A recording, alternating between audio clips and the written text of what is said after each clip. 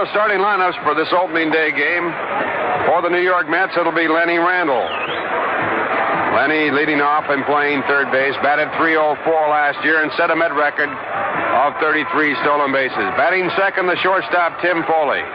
Tim coming back to the New York Mets. He was their number one draft choice a few years back. Batting third, the rookie sensation, Steve Henderson. Steve will be out in left field. He batted .297 for the Mets after coming up from the minor leagues with 12 home runs and 65 runs batted in. Batting in the fourth position, newly acquired Willie Montanez from the Atlanta Braves. Batted .287 Atlanta with 20 home runs and 68 runs batted in. He'll be at first base. Batting fifth and playing right field, Ken Henderson. Henderson with Texas last year batted .258 in 75 ball games with 5 home runs and 23 runs batted in. Had an outstanding spring. Batting sixth, center fielder Lee Mazzilli. Lee, a rookie last year, hit .250 with 6 home runs and 46 runs batted in with 26 stolen bases. Batting seventh and catching, John Stearns. John was the all-star catcher. Batted .251 last season with 12 home runs and 55 runs batted in. And batting in the eighth position, second baseman Doug Flynn, who was acquired from the Cincinnati Reds in that Tom Seaver trade. And on the mound for the first time on opening day, it'll be Jerry Koosman. Jerry, 2 years ago, a 21-game winner. Last year, he had a record of 8 wins and 20 losses. For the Montreal Expos, the leadoff batter will be the right fielder Ellis Valentine. Batted .313 last year with 14 home runs and 57 runs batted in. Batting second, second baseman Dave Cash. Dave hit .289 last season, 21 stolen bases. Batting third, center fielder Andre Dawson. Dawson, the rookie of the year, 1 vote more than Steve Henderson. Dawson batted .282 with 19 home runs and 65 runs batted in. Batting fourth, the catcher Gary Carter, who hit 31 home runs last season with a .284 batting average. Batting fifth, veteran Tony Perez. Tony playing at first base hit .283 last year with 91 runs batted in. Batting in the sixth position, left fielder Warren Cromartie. Cromartie batted .282 with 5 home runs and 50 runs batted in. Batting seventh, third baseman Larry Parrish. Larry, a .246 hitter, will be splitting the duties at third base with Wayne Garrett. Batting in the eighth position, the shortstop Chris Speier, who hit .234. Chris coming to Montreal from the San Francisco Giants. And on the mound, Steve Rogers. Rogers won 17 and lost 16 last year. He had 3 victories in 4 decisions against the New York Mets. So the starting lineups for this opening day game. The umpires for the game, Bob Engel behind home plate. Jerry Dale, the umpire at first base. The umpire at second base, John McSherry, and the umpire at third, Paul Runge. Manager Dick Williams and Joe Torre going over the grounds rules here. They have changed one part of this ballpark from last season. They have moved the fence in left field and right field in order to take away some of the problems that were created by the fact that when the ball went over the orange line in home run territory, it was very difficult for the umpires to tell whether or not it was over or under the orange line and whether or not it was a home run or a ball in play. With the fence being moved in now, the fence is away from the wall, and anything over that fence will not be as controversial as in the past. The first ball for opening day here will be thrown out by the mayor of New York City, Ed Koch. And the photographers are gathered down there. In other games in the National League, at the end is 6. It's Pittsburgh 1, the Chicago Cubs nothing. Rick Russell, a 20-game winner last year, on the mound for the Cubs. He had a record of 20 and 10. John Candelaria, also a 20-game winner last year, on the mound for Pittsburgh. He had a record of 20 and 5, the best winning percentage in the National League last year. On the schedule, the Cardinals play the Philadelphia Phillies at night. San Diego playing a day game at San Francisco. Houston, a night game against the Cincinnati Reds. The Reds lost yesterday in their opening day game to Houston. And a night game, the Dodgers playing against the Atlanta Braves. In the American League, Boston scheduled against the Chicago White Sox in Chicago. Toronto playing at Detroit, a day ball game there. After 1.5 innings, Toronto 2, Detroit nothing. Lemanchek on the mound for Toronto. His record 13 and 16 for the expansion club. And Mark Fidrich back in action again for the Tigers. He had a record of 6 and 4 last year. Night games, Minnesota against Seattle. Seattle won their opening day game against Minnesota as they opened up on Wednesday. Oakland against California, that game scheduled to be under the lights.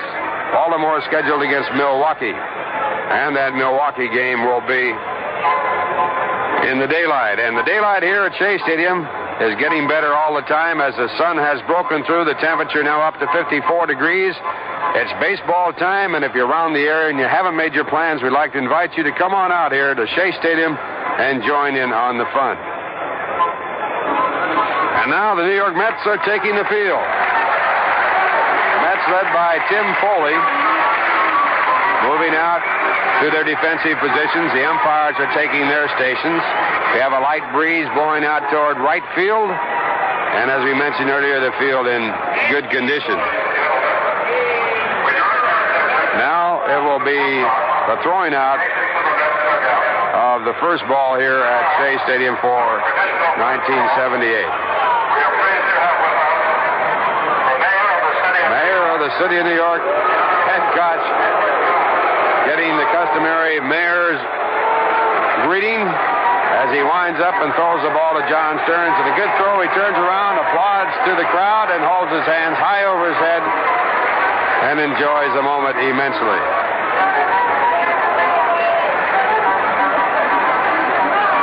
So with the cameraman taking the pictures down below, field being cleared, the players on the field, it's just about time for a famous play ball. In opening games, the Mets have won their last 5 straight. And it will be Jerry Koosman taking his warm-up pitches. Jerry has won 137 games in his Major League career. He was 1-3 against the Expos last season. And in his lifetime career against the Expos, he has won 11 and lost 13.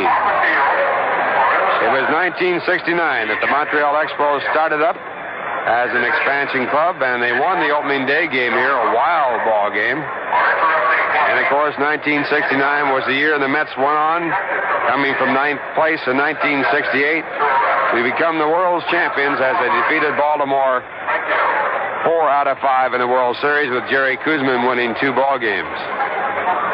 Koosman, long known as one of the top clutch pitchers in baseball, and getting his chance to open up a place that was formerly reserved for Tom Seaver. Koosman won the first game ever for the Mets at home on an opening day. But the Mets that year opened up on the road and then came in here, and Jerry Koosman was the scheduled pitcher and winning pitcher for that first win. So we're all set to go. And once again, it's indeed a great pleasure to say that we'll be bringing you the play-by-play broadcast throughout this season with Bob Murphy, and also the master of ceremonies today, Mr. Lindsey Nelson. Thank you very much, Ralph Connor. Hello again, everybody. We're about to get the 78th season underway. Koosman is on the mound, and Ellis Valentine has stepped into the batter's box. Ellis Valentine, the strong right fielder, is the right-hand batter. John Stearns flashes the sign. Koosman dips into the motion, and here's the first pitch of the year, and it's fouled off to the left side, out of play. Foul ball off to the left side. Ossie Virgil on the coaching lines at third goes over to retrieve it. Billy Gardner is the coach on the lines at first base for manager Dick Williams of these Montreal Expos. Now again, Koosman kicks and fires. Swing and a miss. It's strike 2. Jerry Koosman at age 34, finally getting an opening day assignment here against the Montreal Expos. Koosman last year was a 20-game loser. Year before last, he was a 21-game winner. Here's a pitch. Swung on and missed. Struck him out on 3 pitches. Koosman gets the season off to a roaring start. He has struck out Ellis Valentine on 3 pitches. One away, Dave Cash is coming up. Dave Cash, the second baseman for the Montreal Expos. Played out his option year before last for the Philadelphia Phillies. Signed on by Montreal, where last year he hit .289. He had 188 base hits. He drove in 43 runs and had 21 stolen bases. He watches low for a ball.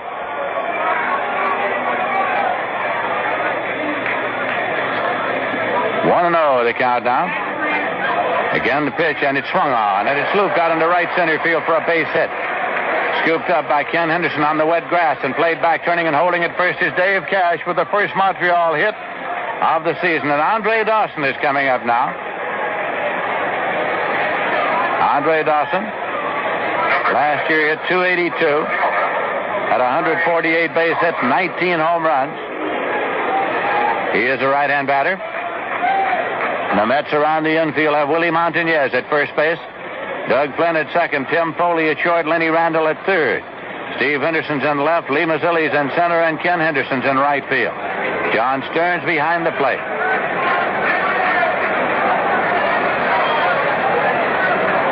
Koosman sets and checks the runner at first. Cash has taken his lead. Here's the pitch. It is taken low, a breaking pitch, and it's ball one.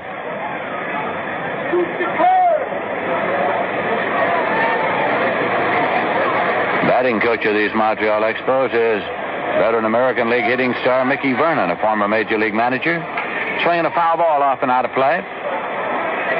Pitching coach of the batting coach of the Mets, of course, is Phil Cavaretto.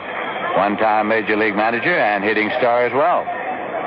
1 ball and 1 strike is the count to Andre Dawson, and Gary Carter has moved out on deck. Sun is shining right now here at Shea Stadium. It was a rainy morning around New York, but afternoon it began to clear.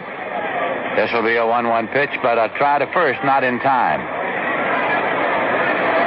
Hustling back was Dave Cash. The count is 1 ball and 1 strike to Andre Dawson at the plate. The outfield defense is straight away, and Koosman kicks and fires, swinging the ground ball to third. Randle has it. He goes to Flynn. There's one to relay to first, and it is wide and down the line. So they got the lead runner safe at first is Andre Dawson. Flynn came off inside to try to relay the double play, and instead threw it down the line, pulling Montanez off. It went past him and ricocheted off the barrier in front of the lower field boxes. So there's a runner at first with 2 men out. Simply a forced play and no error. Gary Carter coming up. Gary Carter is the catcher. Hitting cleanup for the Montreal Expos. Year before last, he was used alternately as an outfielder and a catcher. They wanted to keep his bat in the lineup, but last year, they decided that he was a catcher. He hit .284 for the year. He had 31 home runs and 148 base hits. Knocked in 84 runs. He's a right-hand batter, Gary Carter. Here's the pitch. Breaks high for a ball. It's 1-0. The wind is no factor here this afternoon. Flag is floating lazily in the breeze on the flagstaff in center field. Throw to first base is not in time, and a balk has been called. I beg your pardon, it is not. Beg your pardon. It is not. Just simply an exaggerated safe sign by first base umpire. Andre Dawson takes his lead, and the pitch is high for a ball. It's 2-0. Tony Perez has moved out there on deck.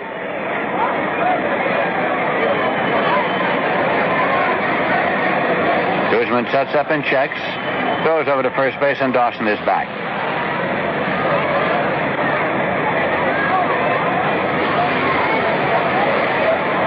Again, Koosman sets up. Dawson leads. Here's the pitch. Swung on line into left field for a base hit. And around second, heading for third, is Dawson. Steve Henderson's throw comes in and cut off for the shortstop, Foley. Moving up to second on the throw is Gary Carter. So the Expos quickly have runners at second and third.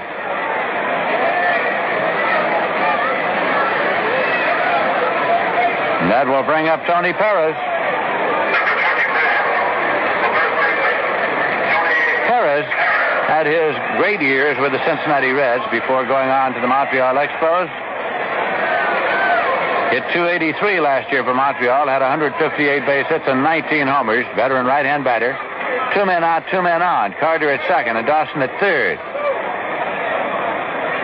Now the pitch, and it is high for a ball. 1-0.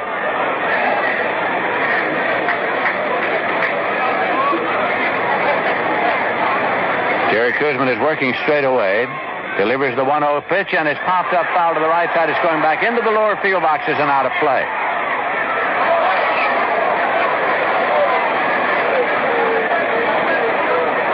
Perez wearing the number 24 on his back. Gets a handful of dirt before settling himself back into the batter's box. Natural grass and a dirt infield here at Shea. Shea Stadium was opened up as the home of the Mets in 1964. The Mets played their first 2 years at the Polo Grounds, 62-3. Here's the 1-1 pitch. Swung on and popped up foul down the right field line. Montanez goes to the barrier in front of the stands and can't get it. It's about 3 rows deep in the seats. A foul ball out of play. Runs the count to 1 ball and 2 strikes to Tony Perez.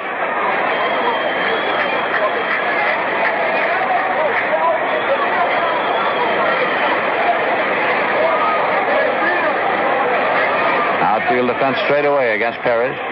Dawson is at third and Carter is at second with 2 men out. Koosman into the motion. He kicks and fires. Swung on and foul back. It's out of play and the count continues at 1 ball and 2 strikes to Tony Perez. Warren Cromartie is moved up there on deck. Montreal Expos are wearing their road blue uniforms. Mets in their new pinstripe whites with the pullover shirt. Here's a swing and a foul ball back and out of play. Count continues at 1 ball and 2 strikes. Single game yet tomorrow and a doubleheader coming up on Sunday between the Mets and the Expos. A 4-game series. Here at Shea. Here's the 1-2 pitch. Swung on and missed. Low curveball had him out in front. Second strikeout of the inning for Koosman. Side is retired. So there were 2 hits and there were 2 left. Middle of the first inning. The score is the Montreal Expos nothing and the Mets coming to bat. If you're like most buyers of regular gasoline, you probably think unleaded gasolines just don't perform. Sure, unleaded gives you a nice, clean engine, but it just doesn't have the pep of your regular. Or for that matter, the low price. Well, you regular buyers are in for a little surprise.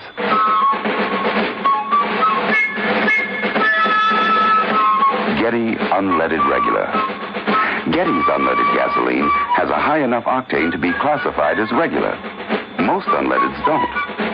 Yet Getty Unleaded Regular actually sells for less per gallon than most other major unleadeds. So if you want the octane performance of regular, plus the clean running smoothness of unleaded, and you want to pay less, you want Getty Unleaded Regular.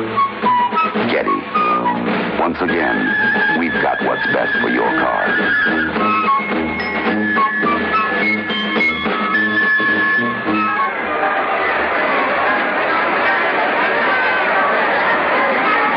Sun is shining brightly at Shea Stadium, and Steve Rogers is completing his warm-up pitches. We'll be going to the bottom of the first inning.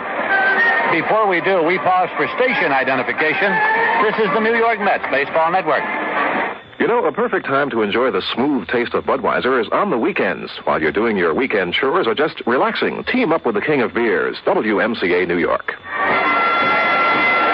This is Lindsey Nelson with Ralph Conner and Bob Murphy at Shea Stadium, our 17th year broadcasting games of the New York Mets. Steve Rogers on the mound for the Montreal Expos. Veteran right-hander. Last year, he had a record of 17 wins and 16 losses with an ERA of 3.10.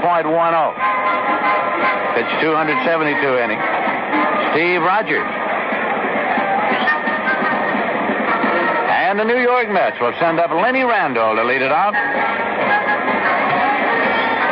Randle is a switch hitter.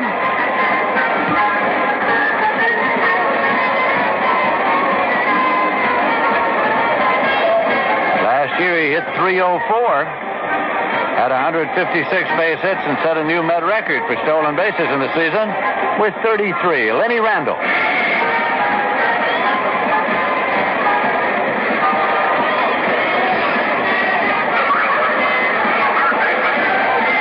Day at Shea, and the baseball season is underway. Randle is announced. He steps in.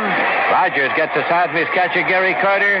Third baseman Larry Parrish moves up onto the edge of the grass, and here's a pitch.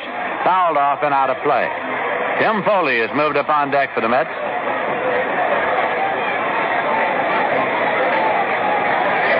The New York Mets lost on opening day for 8 consecutive years from the time they started in '62 right through '69. Here's the 0-1 pitch. Swung on, hit on the ground, right of second, backhanded by Cash. Sets and throws in time to get Randle. So Lenny Randle with a sharp ground ball has been thrown out by second baseman Dave Cash, and Tim Foli is coming up. Tim Foli began his major league career with the New York Mets, began his professional career with the New York Mets, was traded to the Montreal Expos in a deal that brought Rusty Staub to New York. Foley spent 5 years in the uniform of the Expos and then was traded last year to the San Francisco Giants. Came back to the Mets this year. He's a right-hand batter. Rogers with the pitch, and it's in there for a called strike. It's 0-1. Next game. 1, 2, 3, 4. Foley hit .221 last year for Montreal and San Francisco. That is low for a ball. It's 1-1. Dal Maxwell is on the coaching lines at third. New to the Mets coaching staff this year, Denny Summers returns as the first base coach. Here's a 1-1. Low for a ball. It's 2-1. Bob Engel is the umpire behind the plate.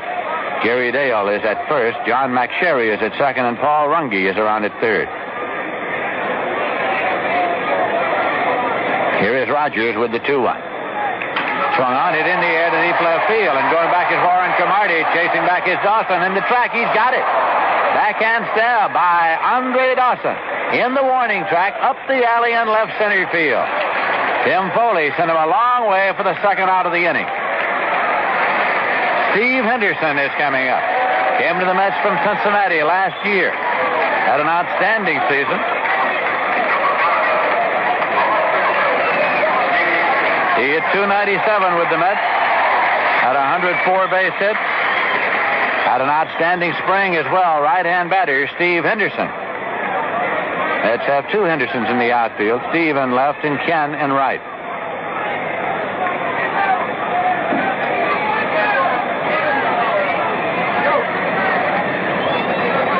Rogers takes a moment, takes a breather. Takes a deep breath now. Rocks into the pitching motion. Delivers low and outside. He hit well in front of the plate and came in on one big hop.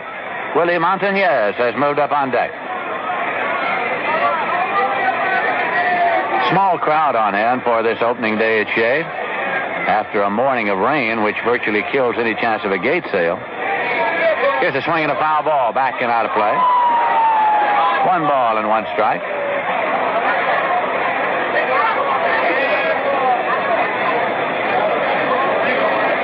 Number 5 on the back of Steve Henderson as he moves back into the batter's box. 2 men out with nobody on base. There is no score, and the Mets are batting in the bottom of the first inning. That's in for a called strike. It's 1-2 now.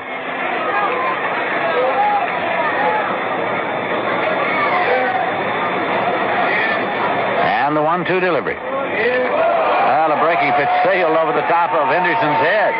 That one slipped out of the grasp of Rogers.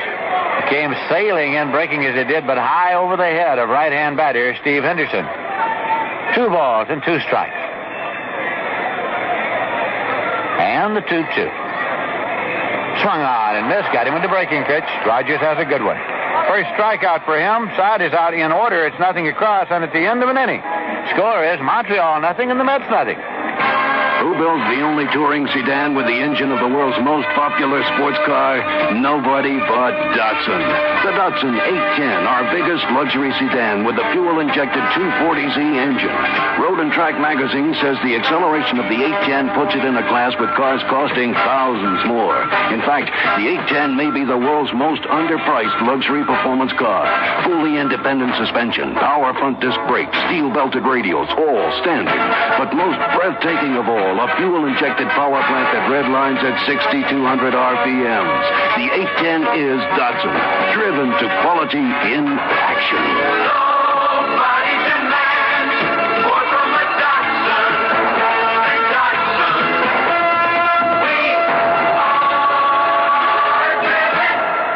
Now, your Datsun dealer has the 810 you want. Sedan or wagon, automatic or 4-speed, and a wide variety of colors.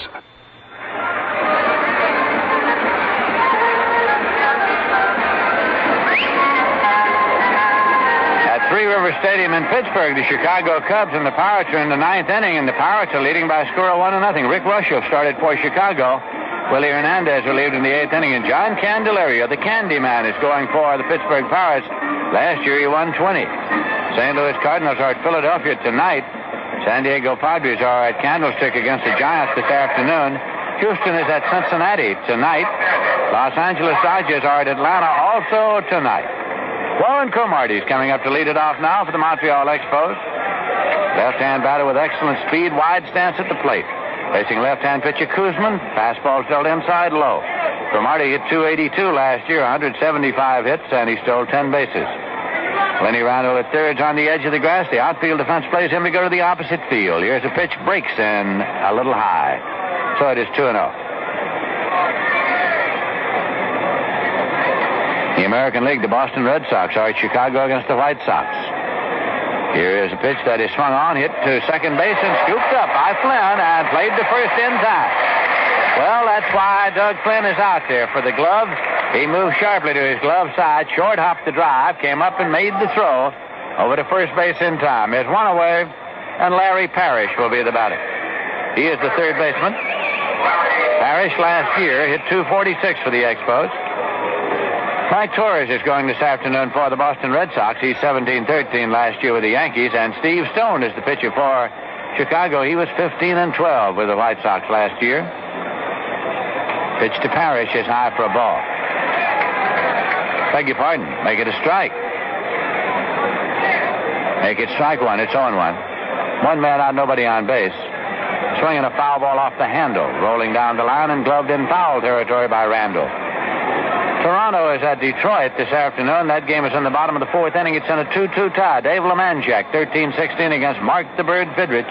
He's 6-4. Milt May had his first homer in the second with nobody on. Minnesota Twins are at Seattle at the Kingdom tonight. The Oakland A's are at California against the Angels at Anaheim. Baltimore at Milwaukee. Mike Flanagan, 15-10. Jerry Augustine, 12-18. That's this afternoon, County Stadium, Milwaukee. Pitch is inside low for a ball. So the 1978 baseball season is, in fact, underway. And here at Shea, we have no score in the top of the second inning. Montreal is at bat. Jerry Koosman, his first opening day assignment ever. Started the motion and then stepped off. He says the last time he pitched on opening day, he was pitching for Fort Bliss, the Army team in Texas. Here's a 1-2 delivery, and it is low. 2 balls, 2 strikes. He was to have been the opening day pitcher in 1969, but came up with a sore shoulder, and Seaver started. And the pitch is in there for a call, strike 3. Breaking pitch on the outside corner. Third strikeout for Koosman, second out of the inning. Chris Speier coming up. He caught Larry Parrish looking at a curveball. Chris Speier was traded last year to Montreal from the Giants in exchange for Tim Foli. Speier with the Giants hit 176 with the Expos 235 for a composite 234 last year. Right-hand batter. Fastball is high. That 1969 game played between Montreal and the Mets right here. Montreal had just come into the league. It was their first game ever, and they beat the Mets 12-11 on opening day. Swinging a drive into left field for a base hit. Picked up by Henderson and played back. Wide turn for Speier. He holds. Throw comes in, and Speier has a single to left. That will bring up pitcher Steve Rogers, shedding the jacket in the on-deck circle. So in 1969 on opening day, Montreal beat the Mets, but that was the miracle year for the Mets, who went on to win the World Championship. Montreal Expos came into the league the same year that the San Diego Padres did as expansion teams. The Mets and Houston came in as expansion teams in 1962. Montreal and San Diego came in as expansion teams in 1969. 2 men out, runner at first. Pitch to Rogers, hit up the middle, and it's going to go on past the glove of shortstop Foley out into center for a base hit. Seeing eye bouncing ball up the middle. So there are runners at first and second. Rogers gets the jacket at first. Speier advances to second, and Ellis Valentine is coming up. Valentine last year hit .293. Had 149 hits, 25 home runs. He's strong. It's a great arm defensively. Ellis Valentine.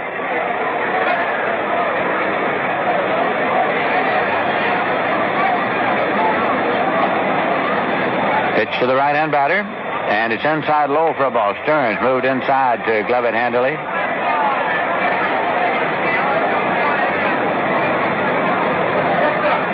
Runners take their leads once again. There's a swing and a foul ball. It's off and out of play. 1-1. Well, there's something a little bit different about opening day at the ballpark, a little different from any other day at the ballpark throughout the entire season.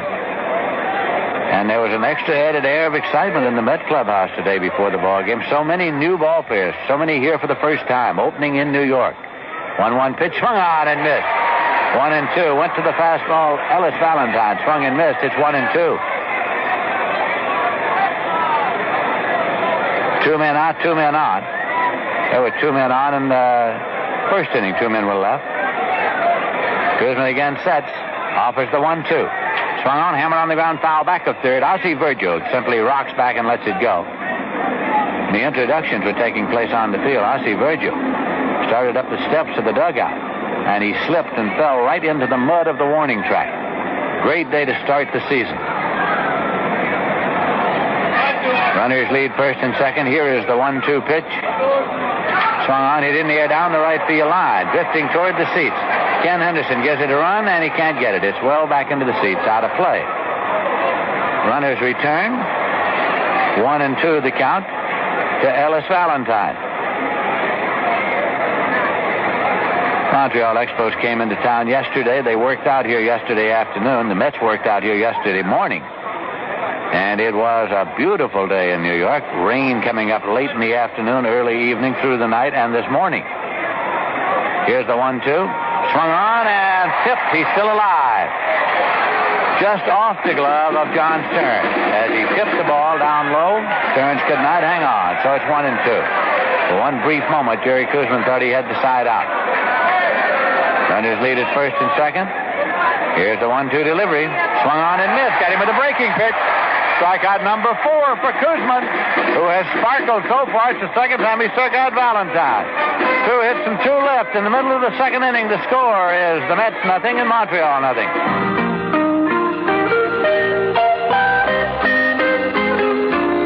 What's the big idea?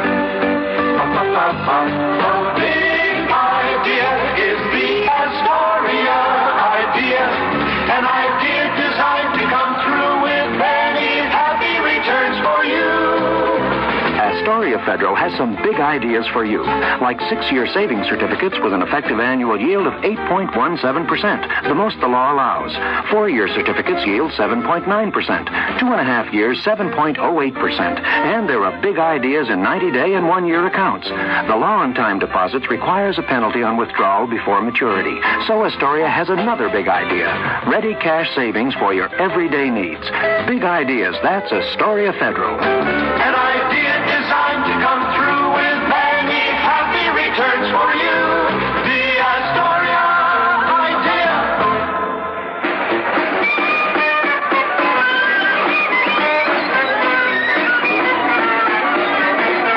We'll be going now to the bottom of the second inning with the Mets coming up. Pittsburgh Pirates have defeated the Chicago Cubs by a final score of 1-0. Played that game in Pittsburgh in an hour 52 minutes. Attendance out there was 39,028 at Three River Stadium. John Candelaria got the win, and Rick Russell took the loss. The Pittsburgh Pirates off and running.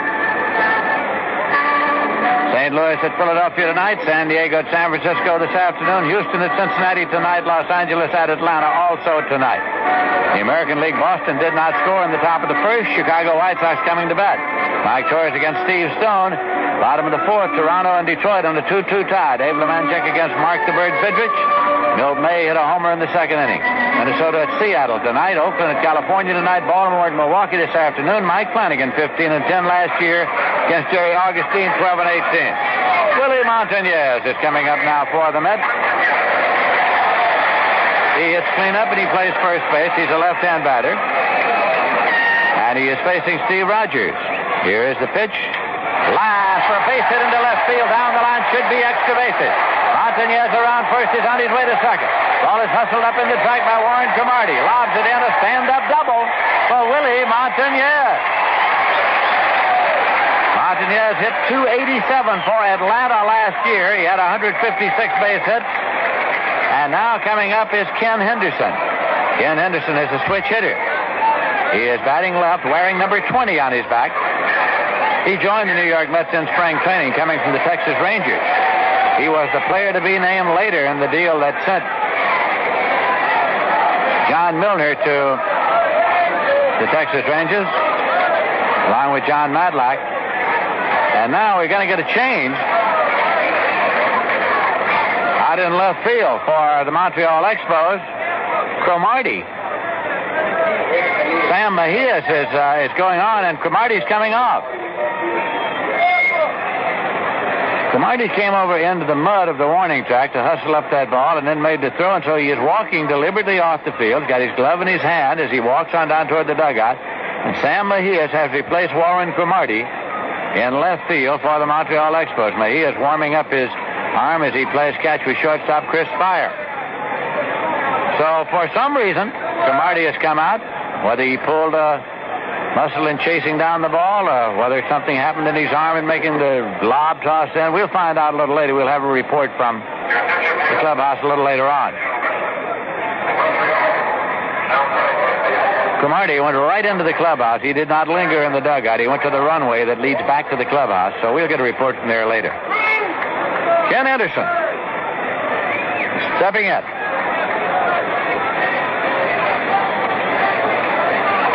Rogers sets up and checks back over his shoulder. Here's a pitch found in the air to deep left field. Going back is Mejias. It's over his head. It's off the base of the wall. Rounding third and coming home is Mejias. Ken Henderson at second with a double. The run scores. The Mets are leading by a score of 1-0. Ken Henderson fumbled that baseball far over the head of left fielder Sam Mejias. He turned his back to the grandstand and fled to the warning track. Ball sailed over, hit the base of the wall. A stand-up double for Henderson, scoring Montanez from second. The Mets are leading 1-0 in the bottom of the second inning with nobody out, and Lee Mazzilli's coming up. Doubles back-to-back for the Mets. Lee Mazzilli is coming up.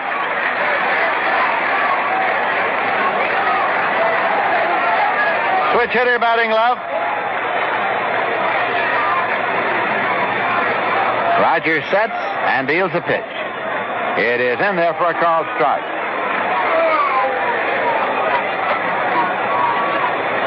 Object of the batter here, runner at second and nobody out, of course, is to some manner get that run over to third where he can score on a sacrifice fly with one man out. Setting up is Rogers. Pitch breaks low for a ball. It's 1-1.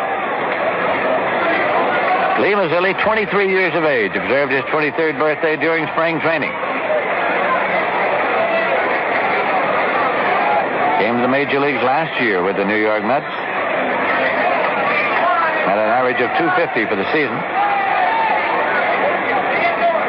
Rogers pitch, curveball, hit on the ground, foul, down pass. Dal Maxwell, the coach at third. Well, Dal Maxwell is learning the tricks of the trade very handily as a third base coach. He made no effort whatsoever to field that foul ball, which is the first sign of a knowledgeable third base coach. You can only look foolish and maybe get hurt. 1 ball and 2 strikes. Swung on and fouled off. He was jammed and on the fist. Little short arc swing, got around and drilled it over toward the Met dugout. So it's 1 ball and 2 strikes now to Lee Mazzilli. Ken Henderson, the runner at second. The Mets have scored first here in the bottom of the second inning.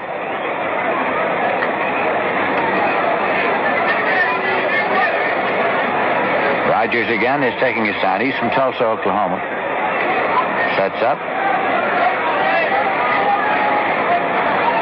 Pitch is low for a ball. It's to Steve Rogers, a one-time student of petroleum engineering. Dick Williams is the manager, of course, of the Montreal Expos, a veteran Major League manager. Last year was his first year at the helm. He had, prior to that, at one time been a third base coach with Gene Mock when Mock was manager of the Montreal Expos. Williams, of course, had a pennant win over the Boston Red Sox and with the Oaklands. Pitch is outside for a ball. 3 balls and 2 strikes now. So Lee Mazzilli, and John Stearns is waiting on deck.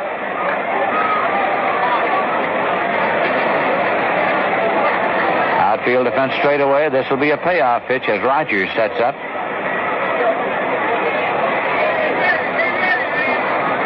Off the stretch. Here's the delivery. Swung on, hit on the ground to first base. That'll move the runner. Taken by Perez. He jogs to the bag unassisted, but the runner moves over, which is the purpose. Henderson's at third base now, and Stearns is coming up. purpose here is to somehow get that runner in from third. A sacrifice fly will do it. A base hit will do it. There are a number of ways it can be done. Mets are leading 1-0 with one man out. John Stearns, who was on the All-Star squad last year, had a great first half and then tailed off in the second half. Stearns had an overall average of .251 last year with 108 base hits. He had 12 home runs, which set a new record for home runs in a season by a Met catcher. Infield is in with one man out. And the pitch is in there for a called strike.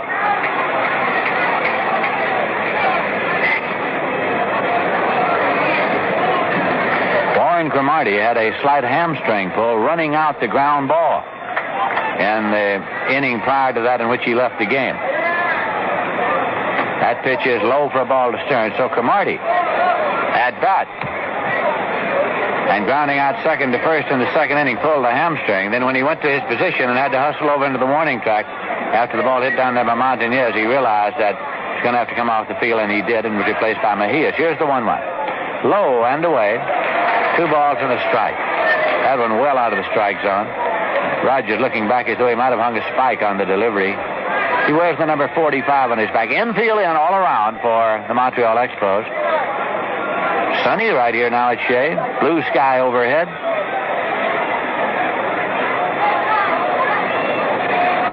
Ken Henderson takes his lead down the line from third. Count is 2 balls and a strike to Stearns. And the pitch. Swung on and missed. It's 2-2. Doug Flynn is waiting on deck. Stearns bats number 7 in the Met order. Mets have won on opening day 7 times in the last 8 years. They won on opening day last year at Wrigley Field in Chicago and won the next day, too, as they got off to a good start taking the first series from the Cubs. 2 games out of 3 last year. This will be a 2-2 pitch working off a stretch as Steve Rogers delivers. Swung on and hit on the ground foul. Rolls away out of play, and the count holds at 2-2. Tom Seaver drew the opening day assignment for the last 10 years for the New York Mets, and Jerry Koosman drew it here this afternoon.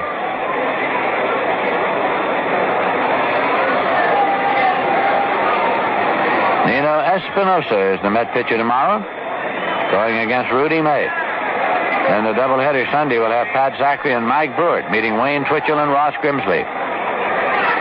Here's a 2-2 curveball, just a little high. Just a little high, and it's 3 balls and 2 strikes. 1 man out runner at third. Rogers kicks at the rubber, hoping for a strike call on the last pitch. This will be a payoff pitch, and it's on the way. Hit on the ground foul over past the corner of the Montreal dugout.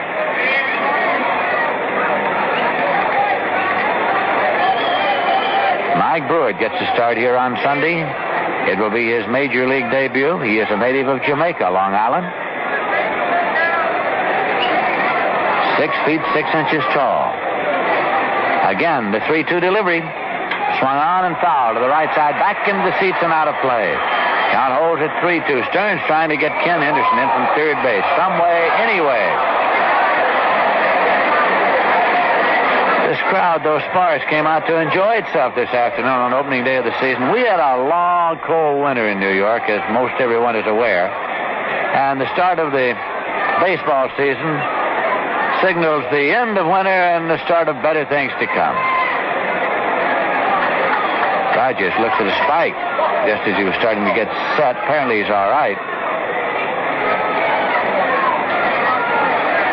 Sets up again. Here's a 3-2.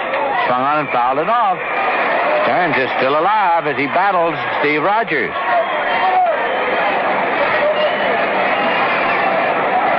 Bob Apodaca was operated on yesterday, underwent surgery for his right elbow, the torn ligament, and he was placed on the 60-day disabled list.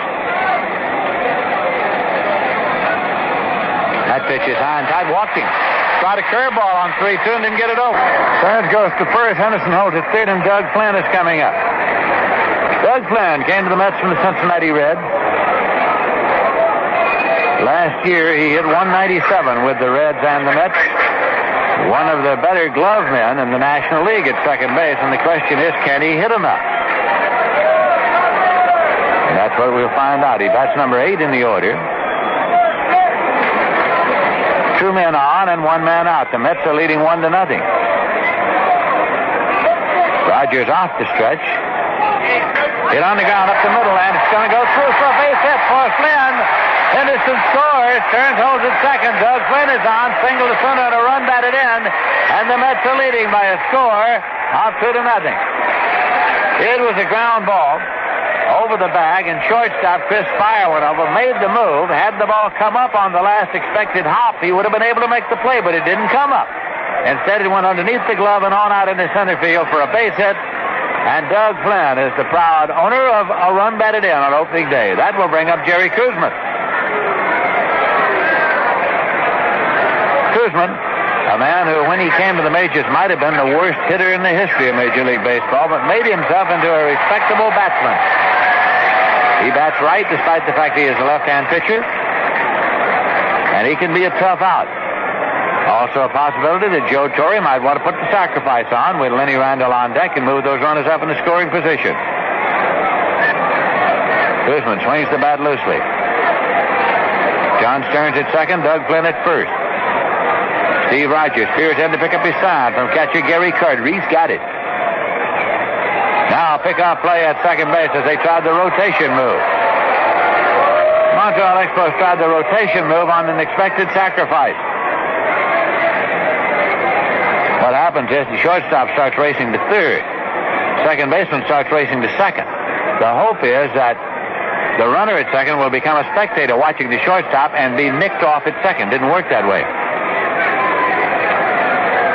Here's the pitch. He's around. Puts the ball up into the air, and in foul territory it is glove for the putout.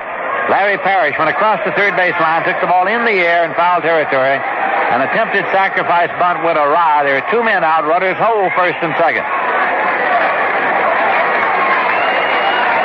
That brings up Lenny Randle. Been up one time and he grounded out. Second to first. He is a switch hitter batting left.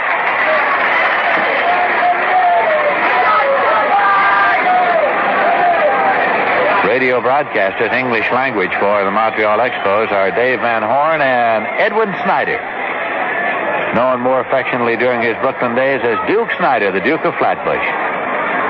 They're next door. Here's the pitch inside low for a ball. I would tell you that Duke Snyder is gray-haired, but then those of you who have known him a long time know that 20 years ago, as he patrolled center field at Ebbets Field for the Dodgers, he was gray-haired. 1-0 the count to Randle, with Met runners leading at first and second. And the pitch swung on it on the ground towards second. Dave Cash is there, makes the play to first in time, and the side is out. Randle grounding out second to first for the second time, but the Mets got 2 runs on 3 hits, a walk, no errors, and 2 left. And at the end of 2, the score is the Mets 2 and the Expos nothing. Quasar has what you've been waiting for. The home videotape recorder that gives you up to 4 hours of uninterrupted recording. That means you can record any game, even if it runs to extra innings, and watch it when you want to. You don't have to miss your favorite TV shows anymore just because you can't be home. With Quasar's great time machine, you can tape any show on the air while you're watching it, while you're watching another channel, or even when your TV set is off. Just set the built-in electronic timer to turn your recorder on and off to tape programs when you're away from home.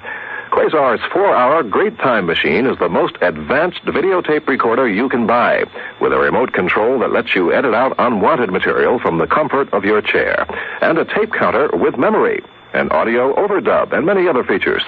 See Quasar's 4-hour great time machine now. For the name of your Quasar dealer, call 212-695-7310. That's 695-7310.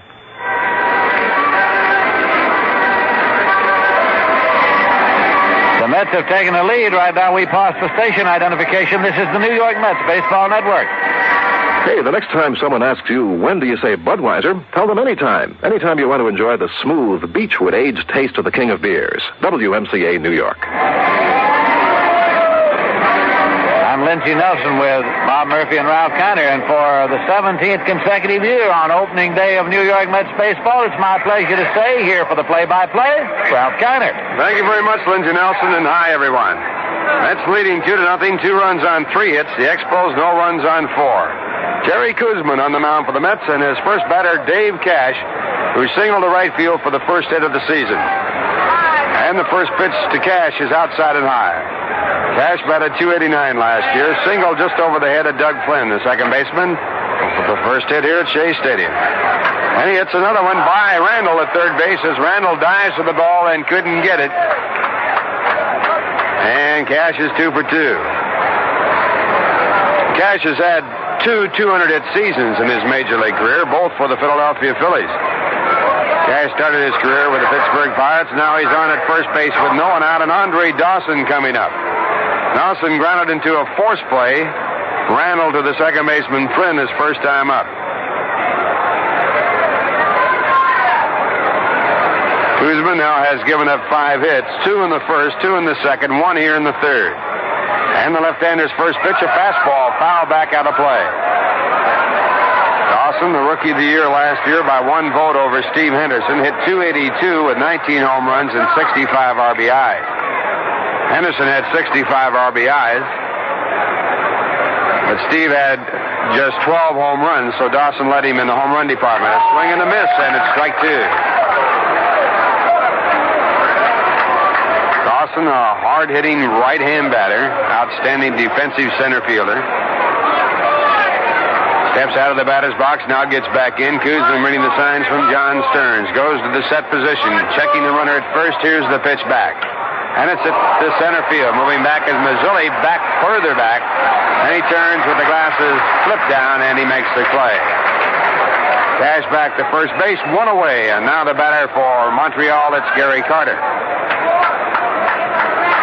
Carter doubled on the left field line in the first inning. In that first inning, Koosman worked with runners at second and third and 2 men out, and he came on to strike out Tony Perez for the final out of the inning. Tough man to strike out. Koosman has struck out 4, walked none. Working to Gary Carter, a right-hand batter who hit 31 home runs last year. Throw to first base and Cash back. Cash had 21 stolen bases last season. Carter and Johnny Bench tied for the most home runs by a catcher with 31 last season. Again, Koosman to first base. And again, Cash back. Mets leading 2-0. Carter batted .284 last year with 84 runs batted in. Montreal with some strong hitting players. Again, Koosman sets up. And the pitch. Carter grounds it to short, not hard. They'll have to hurry to get to the throw to second in time, and no play as Flynn jumps for his life at second base to get out of the way of Cash. Ball is not hit hard enough for a chance for a double play. So the force play affected. Foley to Doug Flynn, and that'll bring up Tony Perez. Perez, as we mentioned, was struck out his first time up with runners at second and third. Over the last 11 years, Perez has had 90 or more runs batted in. And he also has driven in more runs than any active player in the major leagues over the last 11 years. And the first pitch, a fastball. It's outside a ball. Stan Musial holds the record for most RBIs in the National League of 90 or more, 13 seasons. 13 years, Musial drove in 90 or more runs.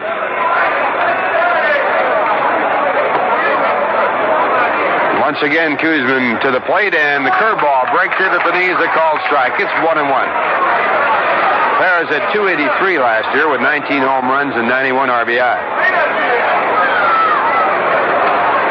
Some great years for the Cincinnati Reds. His first year for the Expos last year, and there's a hard ground ball hit foul down the third base side. So the count at 1-2.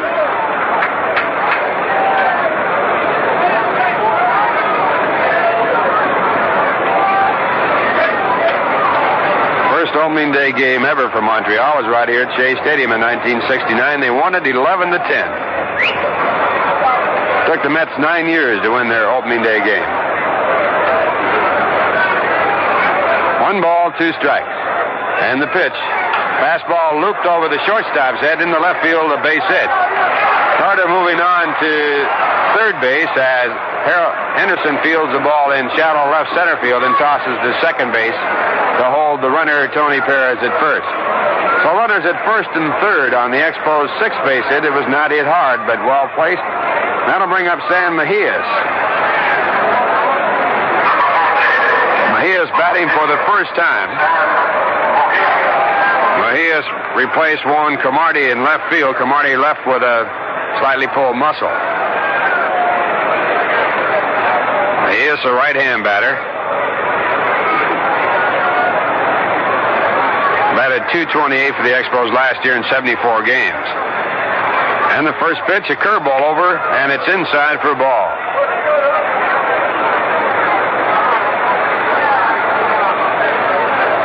Marty was out on a good play by Doug Flynn, his one-time up. And the pitch to Mejias, hit to the second baseman, Doug Flynn. He goes to one knee to field it, tosses to Foley, covering the second base for the force play. That retires aside. No runs, 2 hits, and 2 men left.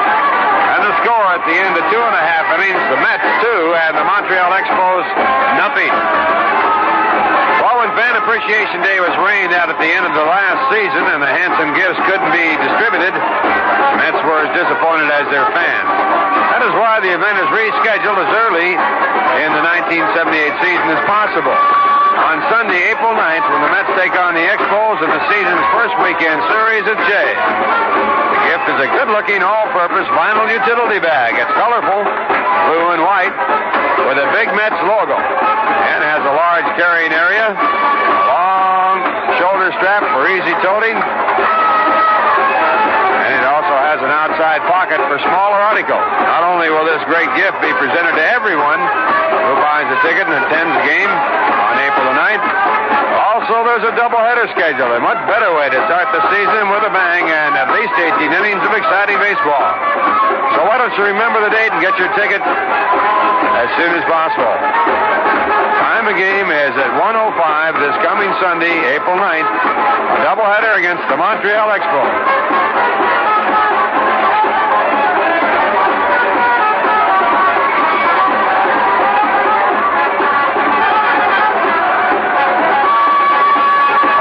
Now to the bottom of the third, the Mets leading 2-0. All afternoon, it's going to be Nino Espinosa pitching for the Mets. Game time at 2:05, and Rudy May, recently acquired from the Baltimore Orioles, going for Montreal. Sunday in that doubleheader we just talked about, Pat Zachary and Mike Brewer scheduled to pitch for the Mets against Wayne Twitchell and Ross Grimsley.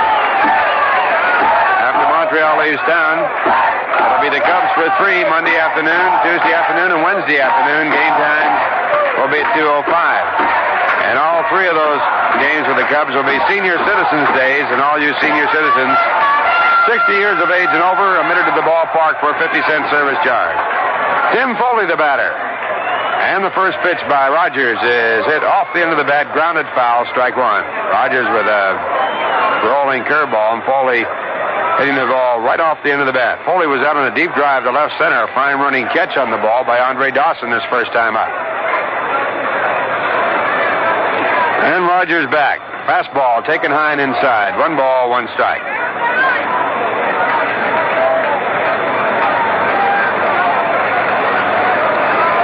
Foley, a right-hand batter, played just about straight away. And the 1-1 pitch, a slider missing below the knees, hits 2 balls and 1 strike.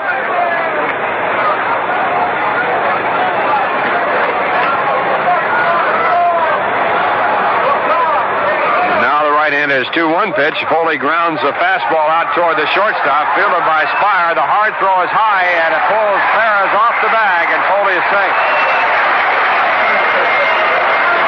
The error charge to Chris Speier was not an easy chance.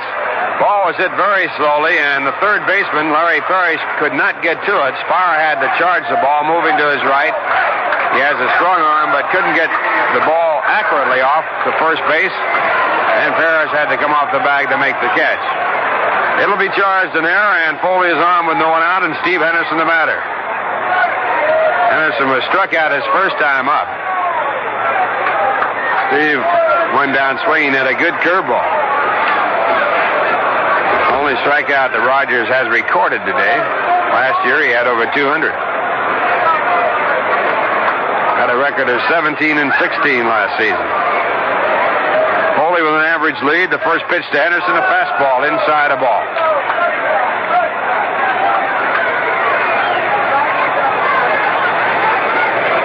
Henderson steps way out of the batter's box, checks with the third base coach, Dow Maxwell, now gets ready to get back in. Henderson with a lot of mannerisms of George Foster, the Cincinnati Reds, about getting out of the batter's box. Once again, Rogers sets, and here's the pitch. And a fastball is fouled back into the stands. 1 ball, 1 strike.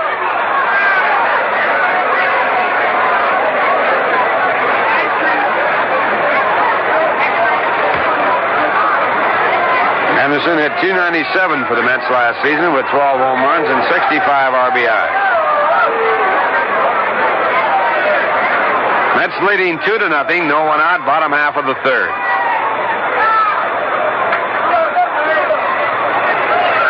Signs are out. Foley leads off at first, and the next pitch bounce back to the mound. A chance for 2. Thrown to the shortstop. Speier. He steps on the bag at second. Relays his throw on the first base to Perez, and Henderson has grounded into a double play. 1-6-3 if you're scoring, and now the batter will be Willie Montanez. Montanez had the first hit of the season for the Mets, a double down the left field line. He also scored the first run when he was driven in by Ken Henderson when he doubled to left field. Mets got 2 in the second for the only runs of the ball game. Now Rogers from the windup, and the first pitch to Montanez, a called strike. Got a fastball on through, strike 1.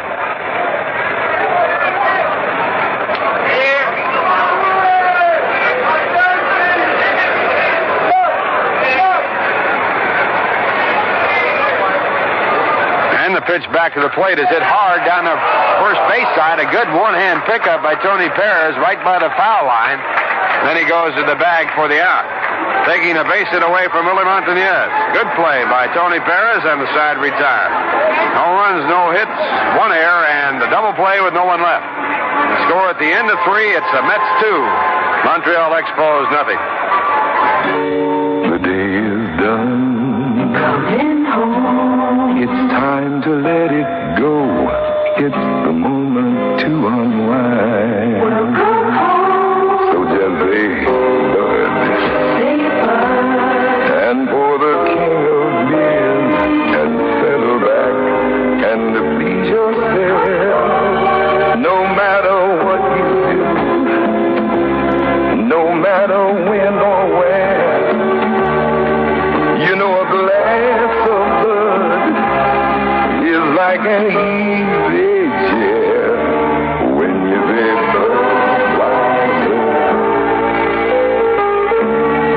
Budweiser. Absolutely the best way to call it a day. Any day. You know what I mean. When you're there, Budweiser, you said it all. Anheuser-Busch, St. Louis. Top of the 4th inning, the Mets leading 2-0, and Larry Parrish to lead off for Montreal. Parrish batting for the second time, was struck out looking at a curve his first time up. Jerry Koosman's third strikeout of the ballgame. Jerry has struck out four batters so far. First pitch is outside a ball. And a looper hit off a curveball in the left field for a base hit. So Parrish singles the left field as he leads off here in the 4th inning. That is hit number 7 given up by Koosman. He has been tough with men on base. He has left 6 on as he works on a 2-0 lead. Now Chris Speier coming up. Speier singled the left field his first time up. Lenny Randle in tight. Although Speier does not figure to be bunting. And the first pitch is a fastball over the inside corner, called strike. Randle no more than about 75 feet away. Pitcher is due up next.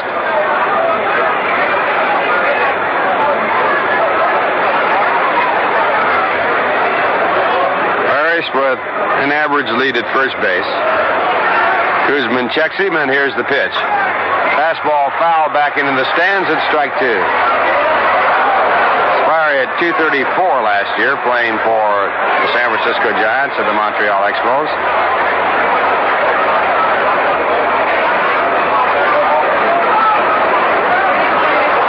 Koosman at 2 strikes, and a throw to first base chases Parrish back. He gets back easily. Montreal in opening day games against the Mets 1-2. They won their first one in '69.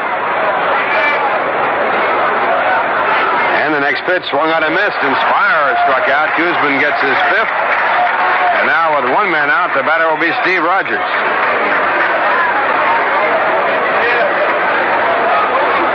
Rogers bounced a base hit up the middle his first time out. Right-hand batter checking to see whether or not the bunt is on. Shea is the third base coach for the Montreal Expos. Ozzie Virgil was there last year. He's now the bullpen coach. Throw to first base, Parrish back easily.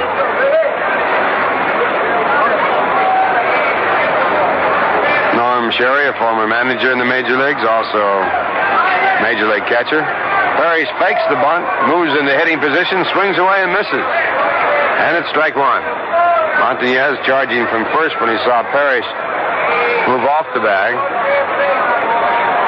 Randle again shallow at third.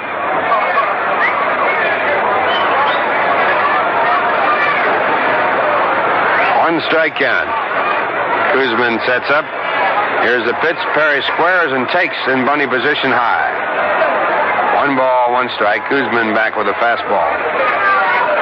Koosman has won 137 games in his major league career. He's lost 122. Lifetime 11-13 against Montreal. And this time Parrish does not move into bunny position, and he starts to swing. Did he hold up? They checked with the first base umpire, and he said he did not swing. So the pitch high, it's ball 2, 2 balls and a strike. Gary Dill, the umpire at first base, making the call. Bob Engel behind home plate, senior umpire in this group. John McSherry's at second base. Paul Runge, the umpire at third. Throw to first base, Parrish back. Play not close.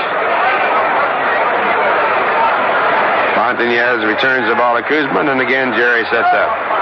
A 2-1 pitch. Parrish bounces it to the mound. Koosman has it. The throw to the shortstop at second in time. On the first base, a double play. 1-6-3, and in the inning, no runs, 1 hit. No one left on base. The score at the end of 3.5 innings, it's the Mets 2, the Expos nothing. Nobody demands more from a Datsun than Datsun. It took Datsun to build it. The transistorized, synchronized, perfectly sized new 510 hatchback. It's bigger than the small cars, smaller than the big cars. Big in room with a rear hatch and fold-down rear seat. Big in features like transistorized ignition, power front disc brakes, reclining buckets, even side window defoggers. Yet the new 510 hatchback is small where it counts, in handling, with a 5-speed stick, new 4-link rear suspension, and a price that saves. The racy new 510 hatchback. It's Datsun, driven to its all-around best. Nobody demands more from a Datsun than Datsun. We are men. Come see the all-new Datsun 510 at your nearby Datsun dealer now.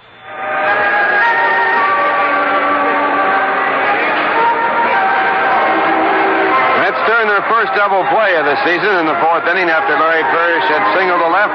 Chris Speier struck out. And Steve Rogers, after moving into bunny position and not bunting, rounded back to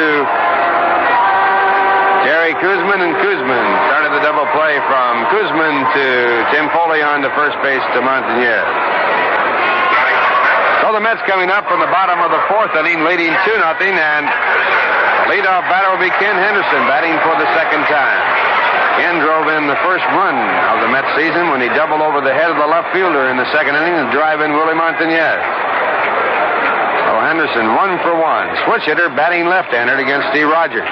Mets have 2 runs on 3. They got 3 hits in the second, bunching their hits for their 2 runs. The Expos have and held to no runs, and they've had 7 hits. Koosman tough in the clutch.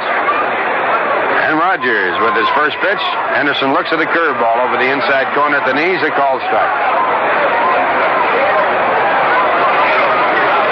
Henderson batted .258 for Texas last year in 75 ball games. And a fastball inside. Pitch up around the letters. 1 ball and 1 strike.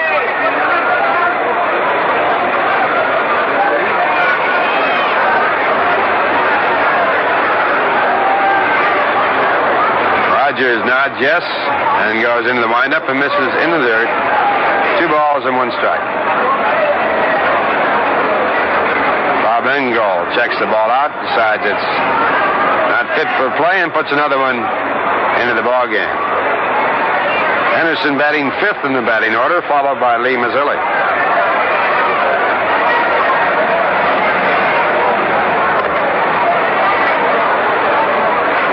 Gary Carter has put the signs down, and now the pitch to the plate, topped out toward the first base side. Rogers quickly gets to it, fields it, and throws it on 1 bounce to Tony Perez, who digs it out.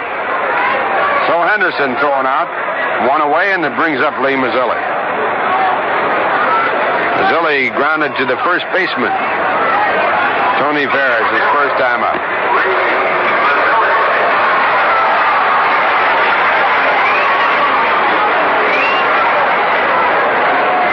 Mazzilli batting from the left-hand side. Mets have 3 switch hitters in the batting order. Lenny Randle, Ken Henderson, and Lee Mazzilli. And the first pitch by Rogers, grounded again to the first baseman, Tony Perez. Tony has it, trots to the bag, 2 men away. Now the batter for the Mets will be John Stearns. Stearns walked in a 3-2 pitch in the second.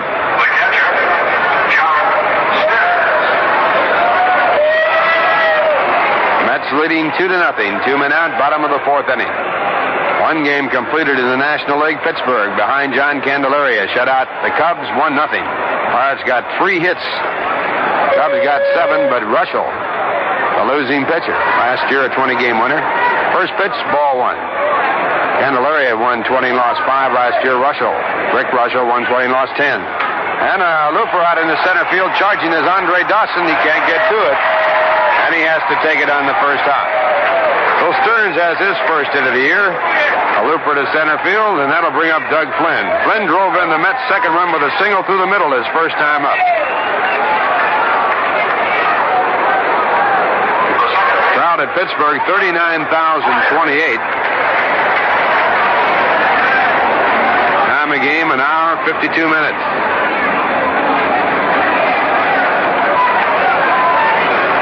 Cardinals play at Philadelphia tonight. San Diego at San Francisco day game.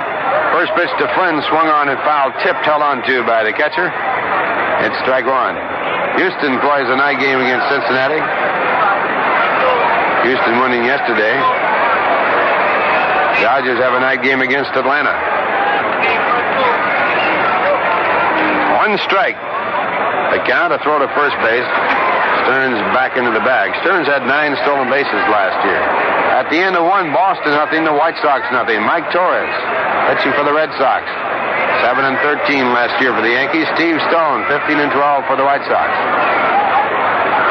Throw to first base against Stearns back. The end of 5 1/2. Detroit 5, Toronto 2. Fidrich pitching for the Tigers. Manchek started for Toronto, was knocked out. Jefferson now pitching in the 4th. The runner goes, the pitch, a changeup, the throw to second base, not in time. And Stearns has a stolen base.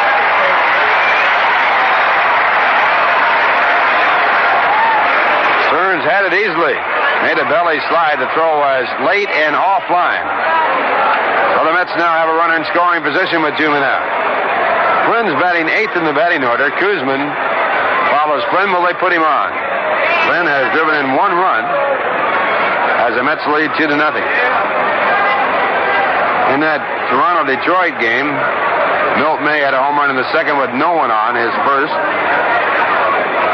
time at bat.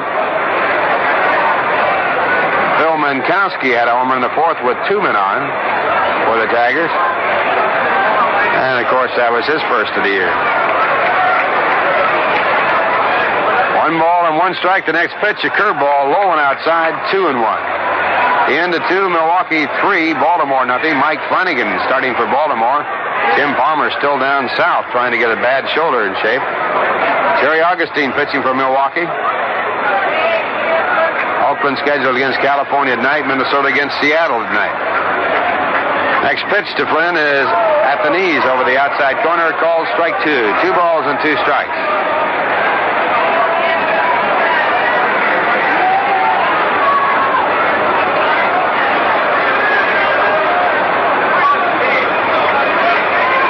Two strikes.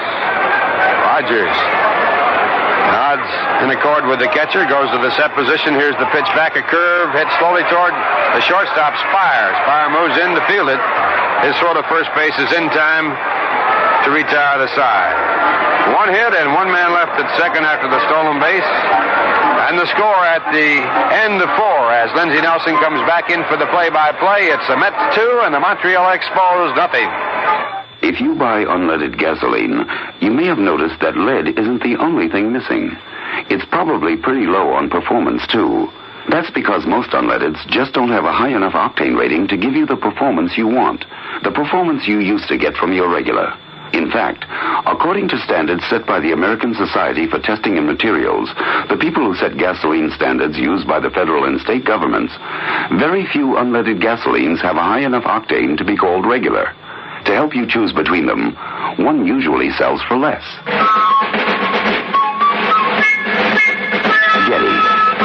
Getty Unleaded Regular gives you the clean-running engine you expect from an unleaded, plus the octane performance you want. And you pay less than you would for most other major unleadeds. Now think a minute. Why settle for an unleaded gasoline that's below regular when you can get one that's regular? Getty Unleaded Regular. Once again, we've got what's best for your car.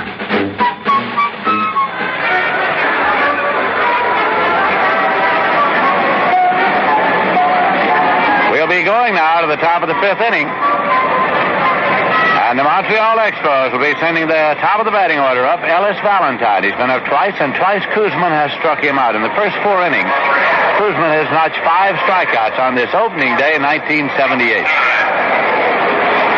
Through the first 4 innings, the Mets have 2 runs, 4 hits, no errors. The Expos have no runs. They have 7 hits and 1 error. Koosman turns now to pick up a sign from John Stearns. He dips into the motion, and the pitch is outside for a ball. Dave Cash has moved out on deck. Dick Williams standing there in the dugout, arms folded, gazing out onto the greensward. And the pitch is swung on and tipped back into the glove of John Stearns for a swinging strike. It's 1-1.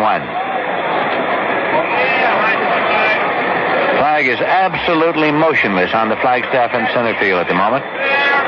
Here's a swing on a high pop foul back at first, drifting into the seats and going out of play. 1-2, the count to Ellis Valentine.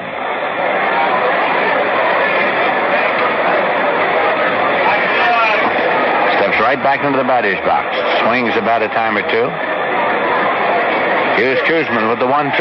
Swung on and missed, struck him out for the 3rd time today. Koosman has struck out Ellis Valentine. Total of 6 Ks for Koos. 1 away, and that'll bring up Dave Cash. Cash has been up twice and had 2 base hits. He's a right-hand batter.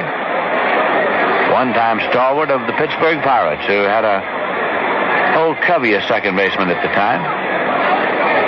Has a swing and a foul ball back and out of play to Cash. He went on to the Phillies.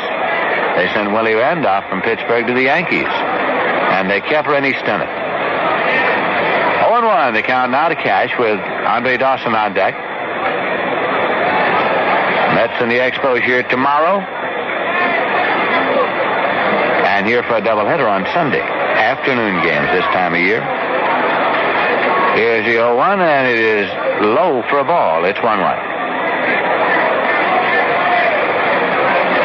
Only 2 men in the starting lineup of the Mets today who were on the field with the Mets on opening day last year. Here's a swing and a ground ball to third, taken by Randle across to first in time. So there are 2 men out. We pause for station identification. This is the New York Mets Baseball Network. Say, the next time you're having a little backyard barbecue, don't forget the Budweiser. The king of beers goes great with good food and good friends. WMCA, New York. This is Lindsey Nelson with Bob Murphy and Ralph Kiner here at Shea Stadium on opening day. The Mets and the Montreal Expos. Mets are leading by a score of 2-0. The Expos are batting in the top of the fifth inning. Andre Dawson is coming up. Only John Stearns and Lee Mazzilli were on the field on opening day for the Mets last year. The fastball is dealt in for a called strike. It's 0-1. Gary Carter has moved out on deck. Now again, Koosman rocks into the motion, kicks and fires. Swing and a miss. 0-2 to Andre Dawson.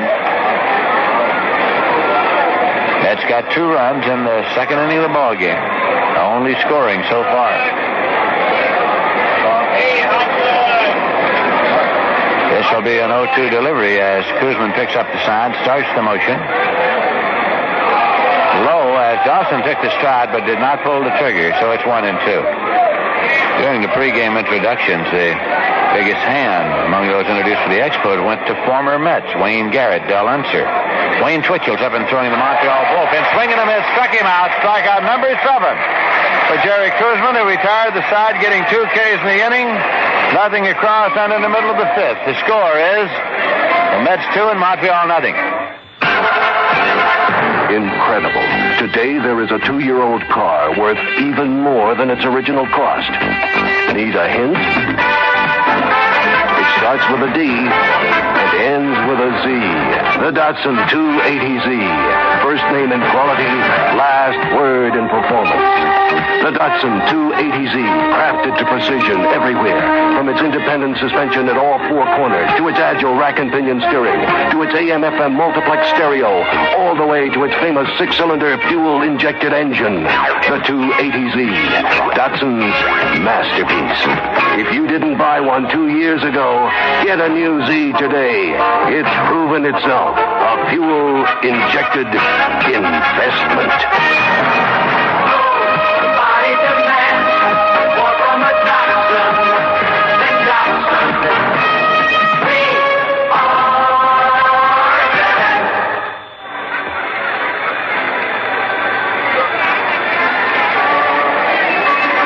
We'll be going now to the bottom of the fifth inning, and it'll be Jerry Koosman coming up to lead it off for the New York Mets.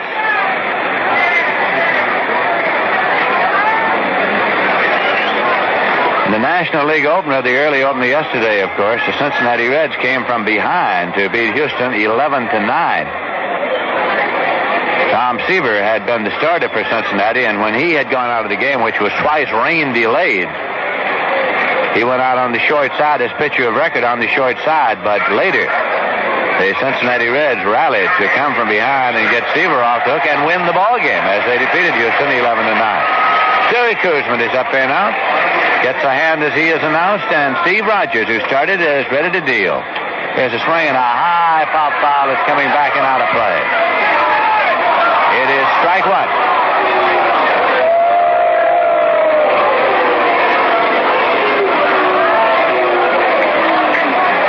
Is still shining brightly here at Shea, although the shadows of the grandstand have extended now out past the home plate area and toward the mound. Here's a swing and a foul ball. It's off and out of play, and it's strike 2.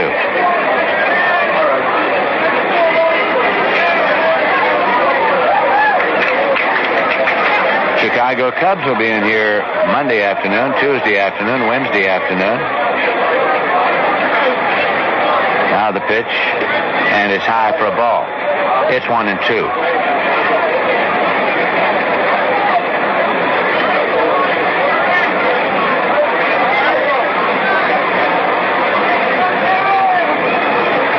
Outfield defense is shaded around toward right against Koosman. Swinging a high pop foul. Back to first base toward the dugout. Carter's over, and Jerry Carter makes the catch. So Koosman is fouled out to the catcher, and that will bring up Lenny Randle. He has been up twice, and twice he's grounded out second to first.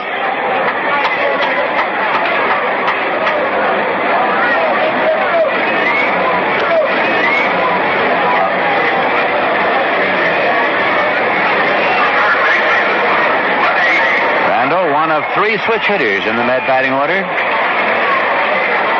Ken Henderson, Lee Mazzilli are also switch hitters. Henderson batting number 5 in the order, Ken Henderson, and Lee Mazzilli number 6.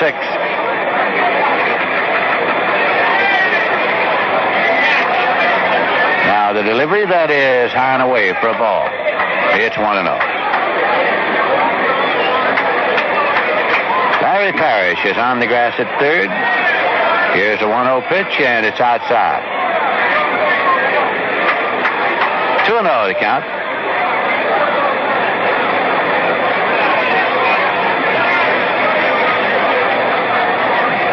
Randle has the bat cocked. Rogers' pitch swung on and missed. Tipped it actually back into the glove of Gary Carter.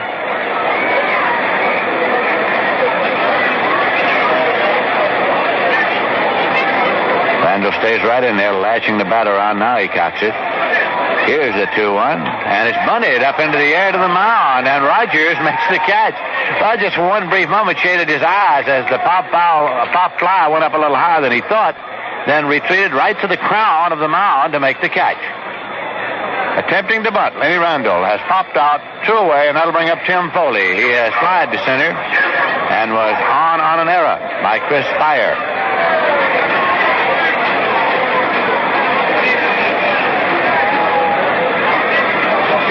They set up straight away against Foley, who played for the Expos for 5 years. That pitch is high for a ball. It's 1-0.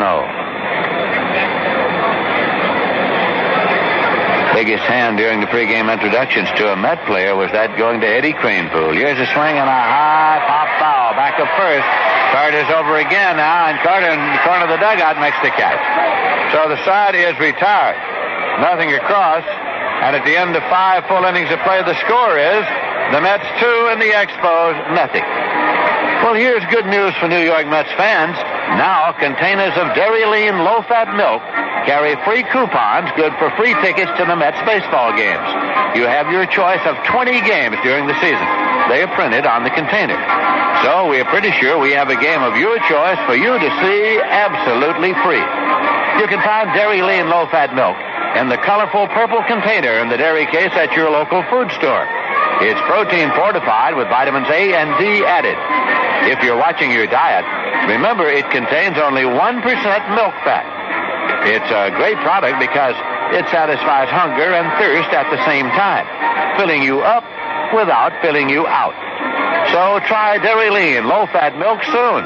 Save those coupons printed on the carton and come on out to see a Met game absolutely free. Through 5 innings of play, the Mets 2 runs, 4 hits, no errors. The Montreal Expos, no runs, 7 hits, 1 error. The ground crew is out now to drag the infield in compliance with National League rules at the end of 5 innings.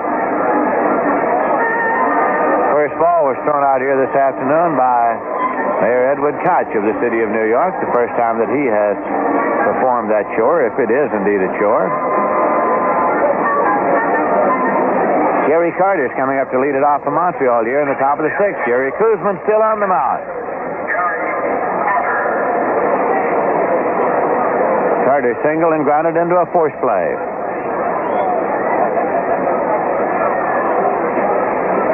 Now the pitch, and it is in there for a called strike. It's 0-1.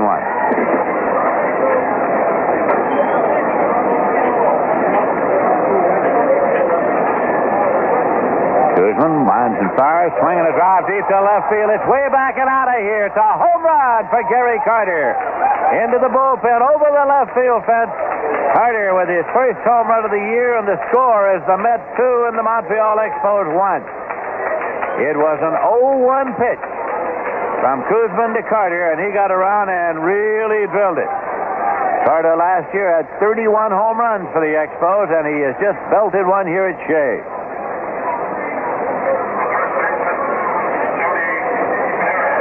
Tony Perez is up now. He's 1 for 2. Stan Bonson has joined Wayne Twitchell in the bullpen for Montreal. That pitch is high. It's 1-0. Bonson and Twitchell throwing for the Expos in the bullpen located down beyond the left field fence where that home run drive went. Here's the 1-0, and it's high for a ball. No action in the Met bullpen. Although the Met lead has now been cut to 1 run. They lead it 2-1.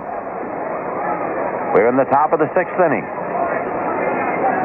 Here's Koosman's pitch swung on, and it's fouled off to the right side out of play.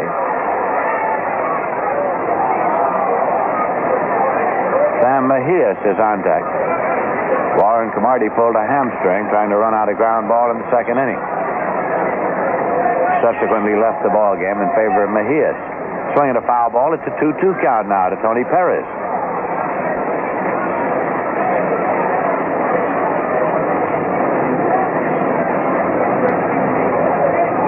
Steps back into the batter's box. And here is the 2-2 pitch. Slam, foul up the left field line. Foul by a couple of feet as he got around and drilled it. Ricochets all the way down in the corners. There's been a change in the configuration of this stadium this year. Used to be 341 feet down the lines left and right. It is now 338. But shortening the distance was not the purpose, really, of the change. Here's a pitch, swung on, hit on the ground to third. Randle retreats, takes the hop and plays to first base. One away. Perez grounding out third to first, and Sam Mejias is coming up. He's been up one time and hit into a forced play. In other years, there had always been an orange line on the wall in the corner in left and right, and it was the home run line. Anything hit above the orange line was a home run, and anything below it was in play. Of course, that caused considerable amounts of argument from time to time as to whether the ball hit above or below the line. So they decided to do away with that problem by building a fence in front of the old wall. That pitch is high for a ball. And to do that, they simply moved it in 3 feet so that the distance is now 338 instead of 341. And the wall has been padded beyond the fence. So anything over the fence, it's an 8-foot fence all the way around, is a home run. Here's a swing and a foul ball down the right field line, drifting toward the seats, and it's going out of play. Henderson over there in the track. So the thought is that a drive that goes over the top of the fence will hit the padded wall and drop beyond the fence, obviously a home run. And if it doesn't get over the fence, it isn't a home run anyway. It's in play.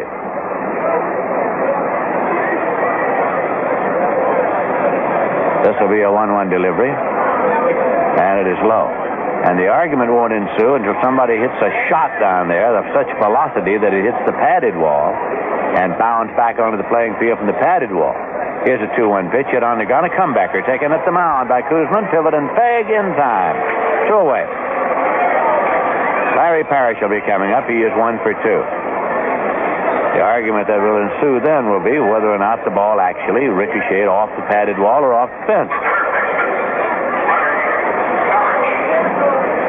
Which always brings to mind a circumstance they had in Cincinnati some years ago at Old Crossley Field, where they had a wooden fence and a concrete wall behind it. Here's a swing and a miss. It's strike 1. And Ron Swoboda hit a drive out there with the bases loaded that hit off the concrete. The umpires, however, said it hit off the wall and made it in play. 1 run batted in instead of a ground slammer. Yogi Berra, coaching for the Mets, rushed down to the field and says anybody who can't hear the difference must be blind. That pitch is high and tight. It's 1 ball and 1 strike. Now the 1-1. Hit on the ground toward short. Taken by Foley. Throws it low, but it's scooped out by Montanez.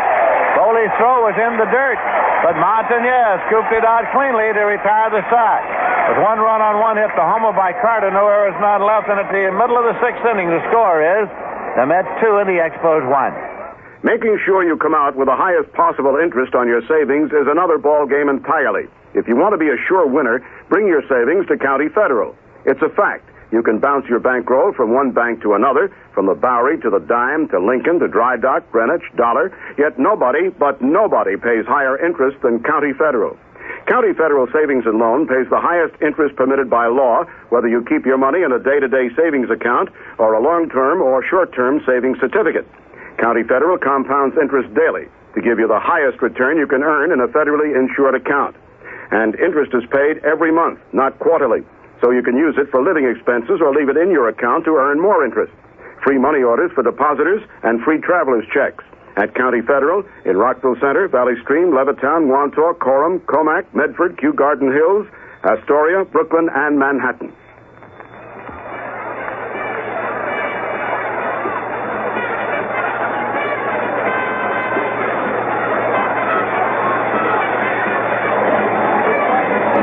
We'll be going now to the bottom of the sixth inning, and the New York Mets will be sending up Steve Henderson, Willie Montanez, and Ken Henderson. We'll be here tomorrow afternoon for the Mets and the Montreal Expos, and then we'll be here Sunday for a doubleheader. On the air at 1 p.m. from Shea for the Sunday doubleheader. That'll conclude the four-game set, and then on Monday, the Chicago Cubs come in for three. Monday, Tuesday, Wednesday. Big 7-game homestand to open up the season here in New York. Steve Henderson been up twice, struck out and hit into a double play so far, right-hand batter.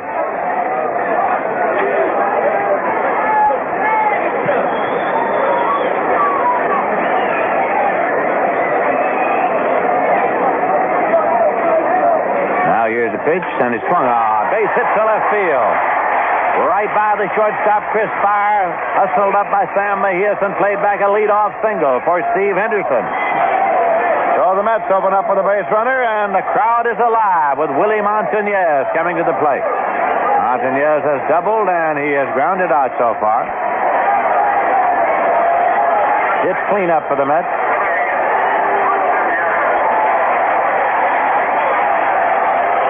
Mets actually technically got Montanez from the Texas Rangers in a three-quartered super deal, but he played last year with the Atlanta Braves. Rogers with the pitch, swung on and hit high in the air to center field, right center. Valentine's over, so is Dawson. Dawson calls and makes the catch. And now it's a throw to first as Henderson hustles back and just gets there safely. One away, Ken Henderson coming up. He doubled a drive in the first Met run of the year in the second inning. He grounded out in the fourth. He's 1 for 2. He came to the major leagues with the San Francisco Giants. And then he went to the Chicago White Sox. Then he went to the Atlanta Braves, and then he went to the Texas Rangers, and then he came to the New York Mets. We're in the bottom of the sixth inning. The Mets are leading by a score of 2-1. Rogers sets, checks, deals the pitch. Swung on and foul back. It's strike one.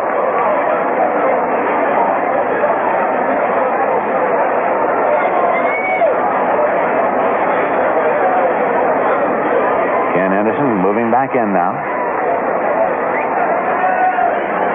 Steve Henderson leads out the bag at first. Rogers sets up. Throw to first. He's back safely. Steve Henderson dived back in to grab the bag. Perez is the first baseman over there. Rogers again sets. Throws to first. Henderson's back.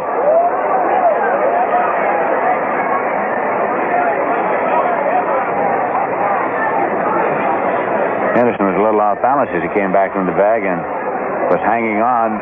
Call time to go out and smooth out the dirt. Stan Bonson throwing in the bullpen for Montreal. Only Bonson. Twitchell has sat down. There's one away. The Mets are leading 2-1. Throw to first. Steve Henderson is back. Ken Henderson waiting at the plate. Mets had thought that Elliot Maddox might be in right field for them on opening day, but Elliot Maddox was left back in Florida on the disabled list. Here's a pitch that swung on and fouled off. Jammed him in on the pitch. Fouled it off for an 0-2.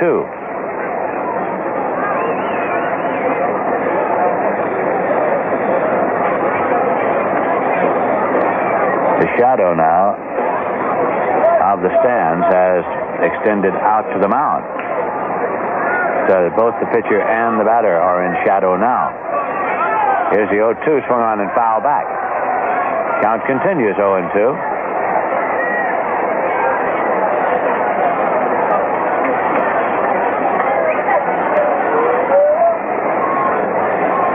Steve Henderson strolls off the bag at first. One man out. And Rogers checks back over his shoulder, throws to first base. Not in time. Steve Henderson again hustles back there.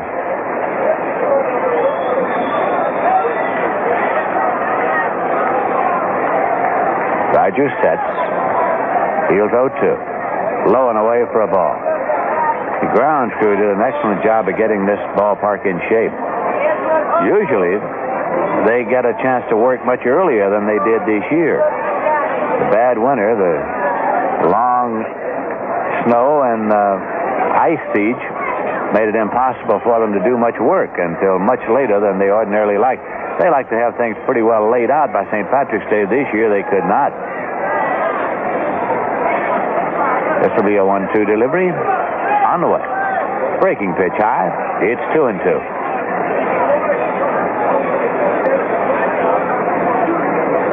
Two balls, 2 strikes, 1 man out.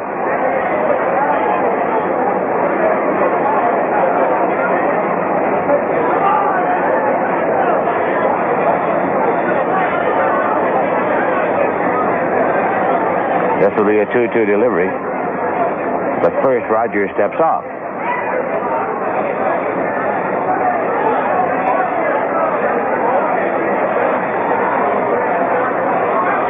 And the 2-2. Little scribbler toward third base. Second there by Parrish. He plays across to first in time. Moving to second is Steve Henderson. Right off the bat of Ken Henderson, the ball just squibbled down toward third. It was taken on the infield grass by Parrish and gunned across for the second out of the inning. Lee Mazzilli coming up. Now a runner in scoring position for the Mets, who are out front of the game by a score of 2-1. Mazzilli's been up twice, and twice he has grounded out to first base unassisted.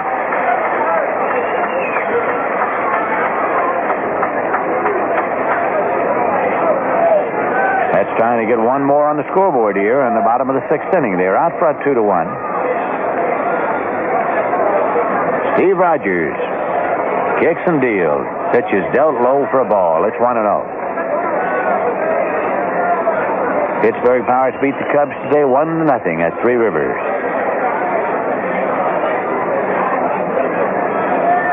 Played that game in less than 2 hours in Pittsburgh.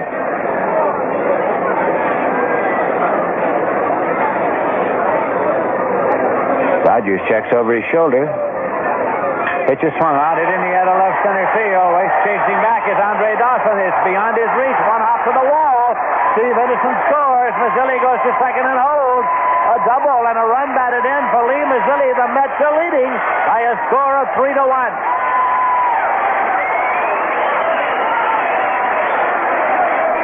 Lee Mazzilli got around on a 1-0 pitch. Hit it beyond the reach of Andre Dawson, who was racing toward the warning track in left center. Sam Mejias over as well.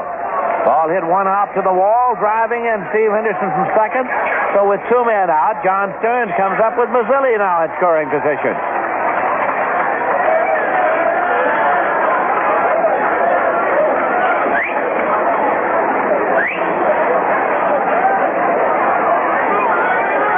Has walked and had a base hit on the stolen base so far today.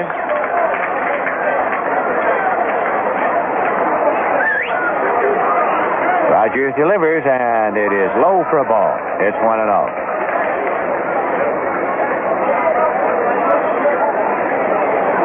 Doug Flynn is the next batter in the Met batting order. Stearns bats number 7.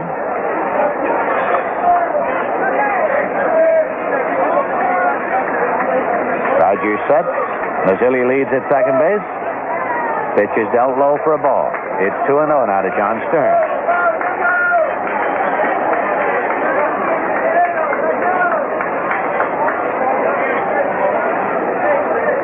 Rogers takes a little breather and now is looking into Gary Carter. Gets his sign there as Mazzilli has taken his lead at second. This is a 2-0 offering. Dealt low and away, and so now Rogers has gone behind 3-0. Walks briskly down off the mound for a few steps. Takes a return throw from Carter and goes back up. It's 3-0 now to Stearns at the plate. He has looked down to Dal Maxwell to see if he's turned loose on a 3-0. Might very well be. There are 2 men out, runner at second. He can hit the long ball. Had 12 homers last year. Most ever by a Met catcher in the season. This is a 3-0. He was taking. It's in there for a called strike. It's 3-1. He looks again, but he's turned loose this time. Stan Bonson continues to throw in the bullpen for Montreal.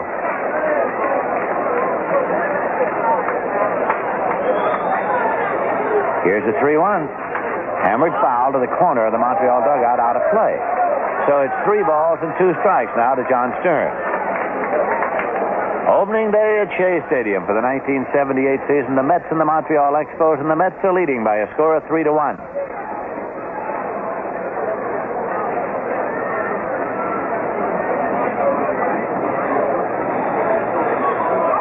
Roger sets.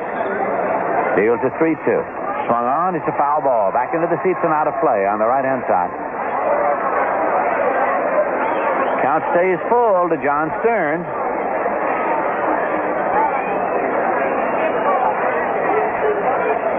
Tomorrow, Nino Espinosa against Rudy May.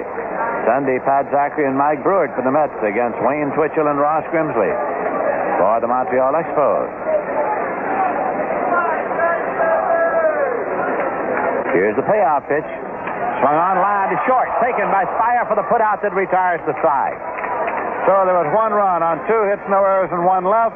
Bob Murphy will be along for the play-by-play in just a moment. Right now at the end of 6, the score is the Mets 3 and Montreal 1. Nowadays, you can't listen to radio, watch television, or read a newspaper without some auto manufacturer telling you what great gas mileage his car gets. They quote the EPA. They tell you how many miles per gallon they get in the city and how many they get on the highway. Well, all these facts are great to know. But if there's anything you need as much as cars that make your gasoline go a little further, it's a gasoline that makes your dollar go a little further. At the Getty Oil Company, we have a gasoline that's perfect for newer cars. Getty Unleaded Regular. With the octane performance of regular and the clean running smoothness of unleaded. But most important, we sell Getty Unleaded Regular for less than most other major unleaded. So now you can choose a car and a gasoline that gives you more miles for your money. Getty Premium and Getty Unleaded Regular. We've got what's best for your car.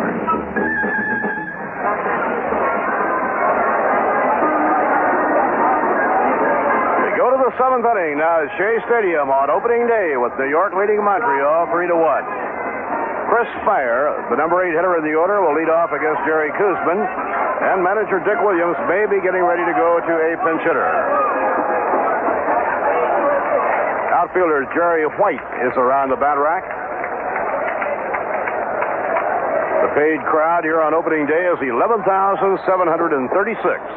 Probably would have been near 20 had the weather been good.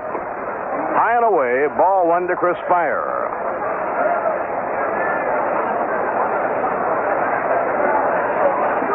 Nobody on, nobody out, top of the 7th inning. Stearns provides the target. And a towering fly ball to shallow center field. Mazzilli has plenty of time to be under it. Looking through the sunglasses, it's in the basket for the out. So 1 out and nobody on, and now we will get a pinch hitter. It will be switch hitter Jerry White from Concord, California. Last year, he batted .313 at Denver and was in 16 games with Montreal. So Dick Williams makes his move now with the Mets leading 3-1 and the game in the 7th. And Stan Bonson, the veteran right-hander, counted on as the anchor in the Montreal bullpen this year, is warming up. Steve Rogers is out of the game.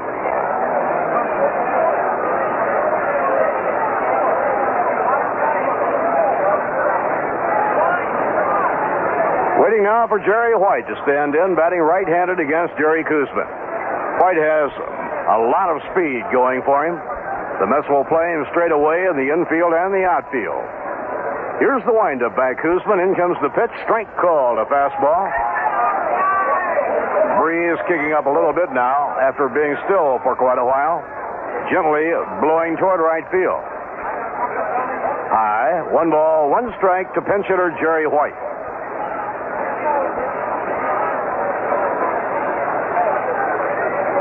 Now Koosman checking out his signs with John Stearns. The 1-1 delivery hit in the air to left center is fairly deep. Back goes Mazzilli. He's drawing a beat on it, waiting. It's in the basket. 2 men away. We pause for station identification. This is the New York Mets Baseball Network. You know, when you're with old friends talking over the good old days, there's a perfect time to call on the king of beers. Budweiser tastes just as good now as it did then. WMCA, New York.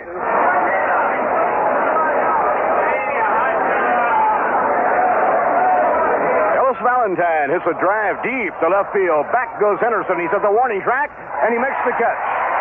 Steve Henderson going right to the wall to pull down the drive, hit by Ellis Valentine. And the side is out 1-2-3. No runs, no hits, and none left. In the middle of the seventh inning at Shea Stadium on opening day, the New York Mets 3 and the Montreal Expos 1. Well, the best buy in baseball yearbooks has traditionally been the New York Mets official yearbook. And 1978 is certainly no exception. 64 pages, half in color, filled with highlights. A two-page team picture suitable for framing, a marvelous photo of the four greatest center fielders in New York baseball history. Picture taken last year on Old Timers Day, where they came marching in from center field toward home plate. There's a photo quiz of former Mets to test your memory. And as you're well aware here on opening day, only two from last year's starting lineup in the lineup here today. So what better way to know your new ball club than by studying the New York Mets yearbook with all the wonderful pictures and the biographical sketches. The price of the yearbook remains the lowest in baseball, only $1 at Shea and $1.25 by mail. Pick up your copy at the ballpark beginning right now or order by mail. Simply send a check or a money order for $1.25 to Mets Yearbook, Post Office Box 10, Flushing, New York. Use the zip code 11357. Veteran right-hander Stan Bonson comes on to do the pitching. Former White Sox 20-game winner. Bonson started last year with Oakland, then came to Montreal where he won 8 while losing 9. Stan Bonson. Dick Williams counting on Stan Bonson to be the anchor man in his bullpen this year. In 1972, Bonson won 21 games with the White Sox.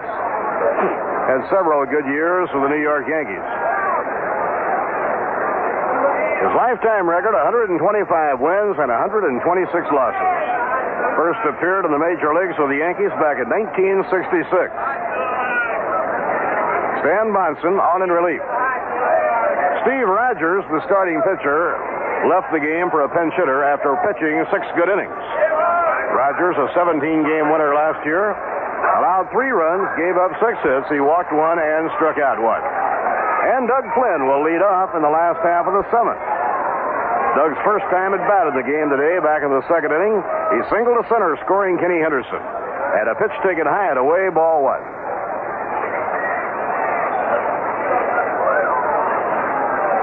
We're in the 7th. It's 3-1 New York. In comes the pitch to Doug. Missing the outside corner, 2 balls and no strikes. A day game tomorrow. Nino Espinosa pitching against Rudy May. May, the veteran left-hander, and a 17-game winner with Earl Weaver's Birds last year in Baltimore. Now the 2-0 delivery, ball 3, outside and low. Jerry Koosman bats next, then Lenny Randle at the top of the batting order. Well, we had an overflow crowd in Detroit on opening day this afternoon, 52,528. Ball 4 is high, and on 4 pitches, Flynn is on with a walk. They all came out to see the return of Mark the Bird Fidrich, and the Bird went all the way, pitching a 5-hitter, with Detroit defeating Toronto 6-2. Dave Lemanchek was the loser. Milt May, Phil Mankowski, and Jason Thompson all homered in the ballgame. The final in Detroit, the Tigers 6 and the Blue Jays 2. Larry Parrish in close at third now to play for the bunt. The batter is Jerry Koosman. Jerry is 0 for 2. Here's the pitch. Bunted on and missed, strike 1. Jerry tried to sacrifice back in the 2nd inning and fouled out to the third baseman. Milwaukee leading Baltimore 6-0 at the end of 5 with Jerry Augustine pitching. Mike Flanagan got the starting role for Baltimore but was knocked out early, and Tim Stoddard came in the 3rd. A home run by Larry Heisel. Now the pitch. Full swing and a miss. So Joe Torre took the bunt off. Had Koosman swing away, he could not get it. Stan Bonson now with a 2-strike count on Jerry Koosman. And now Jerry checks the signs out with Dal Maxville, the third base coach, to see whether he's swinging or if the bunt might be back on. Bonson, the veteran right-hander. Around with the arm, the bunt is on, and the pitch is over. Strike 3 call. Koosman caught looking at a high hardway. Veteran left-hander Darrell Knowles warming up in the Montreal bullpen now. Knowles acquired from the Texas Rangers. He has been around a long time, and he had a very good spring for the Expos. The Red Sox 2 and the White Sox nothing after 3. Mike Torres and Steve Stone are the pitchers. What a matchup in Pittsburgh today. 2 20-game winners. 2 out of 6 in the National League last year. Lenny Randle waiting. And a slider inside. 1 ball and no strikes. In the matchup, John Candelaria, who won 20, lost only 5, and led the National League in ERA, was hooked up against Rick Russell, who also won 20. And Candelaria shut out the Cubs. The Pirates winning 1-0. Got the game's only run in the 6th inning. Now the pitch. The runner goes. Swing and a miss. Throw to second base, and he is out at second. Doug Flynn is out. It was a hit-and-run play. Breaking ball in the dirt. Randle took a desperate swing trying to protect the runner, but could not get it. Randle gave it a real good effort. So Doug Flynn caught stealing on a good throw from Gary Carter, with the shortstop Speier handling the throw. 2 outs and nobody on in the last of the 7th inning. Lenny Randle, the hitter, with a count of 1 ball and 1 strike. Randle is the leadoff batter. Tim Foli is hitting second. And a swing and a miss and a fastball. 1 ball, 2 strikes. Len Randle is 0 for 3. Butch Metzger is throwing easily in the New York Mets bullpen.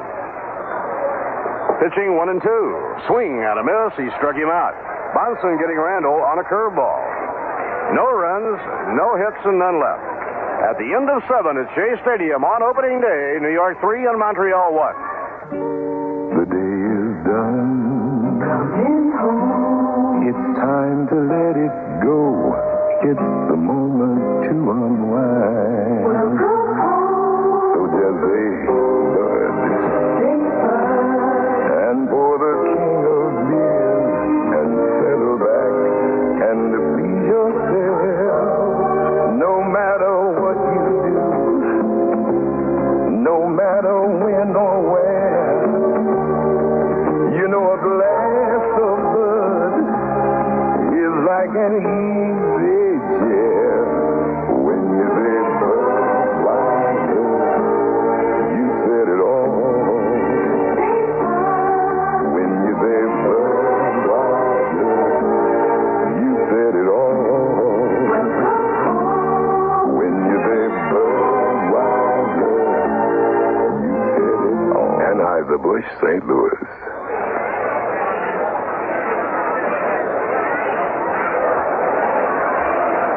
The 8th inning now at Shea Stadium, a 3-1 dandy. Dave Cash, Andre Dawson, and Gary Carter come up for Montreal.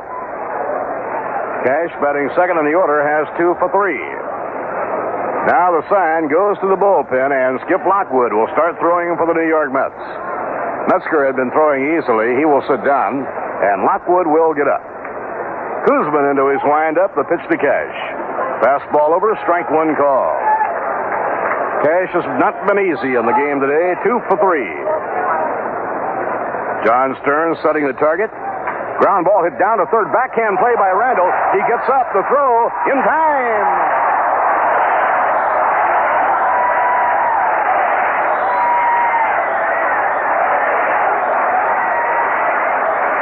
There is the play of the day. A beautiful diving backhand stab by Lenny Randle. He smothered the ball near the third base bag. He was flat on his stomach. He had to scramble to his feet and make the long throw to Montanez, and it was in time. Beautiful fielding play by Len Randle, the Mets' third baseman, as he robs Dave Cash of an extra base hit. The number 3 hitter is Dawson, the center fielder. He's 0 for 3 in the ball game. The pitch. Outside, ball 1. Jerry Koosman has thrown an unusual number of pitches of the game. He worked very hard, particularly in the first 3 innings. At each of the first 3 innings of the ball game, Montreal had 2 hits. They had 6 left on base in the first 3 innings. Since then, Koosman has tightened up, and the Expos have not had a man left on over the last 4 innings. But he threw a lot of pitches the first 3 innings, and it might very well become a case of stamina. Metzger is warming up again alongside Skip Lockwood. The 1-0 delivery, ground ball trickling down to third. Randle grabs the hop. He has plenty of time. The throw in time. 2 men away in the 8th inning. So Randle has thrown out 2 here in the top of the 8th. Gary Carter coming up. Carter is 2 for 3. He has a double and a home run. Gary Carter, the hardest out in the Montreal lineup. He is a tough one.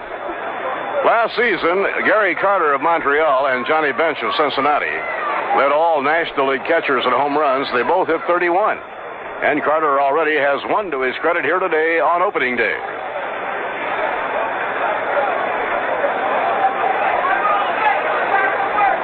Now Koosman into his windup, and the pitch to Gary Carter, a fastball strike on the outside corner. The warm-ups at Candlestick Park, Gaylord Perry, who was almost 40 years old, pitching for San Diego, against the count, John Montefusco. Change-up, missing wide. 1 ball, 1 strike. San Diego has 2 of the oldest pitchers in baseball in Gaylord Perry and Mickey Lolich. Pitching 1-1. Foul tip. Good curveball by Jerry Koosman. 1 ball, 2 strikes. In the Mets bullpen, Skip Lockwood and Butch Metzger are both on call. Jerry Koosman has gone all the way. The Mets lead 3-1. We're playing in the 8th inning. 2 outs and nobody on. Mazzilli astride to left center against Gary Carter. And a check swing, and it missed low and away. 2 balls and 2 strikes.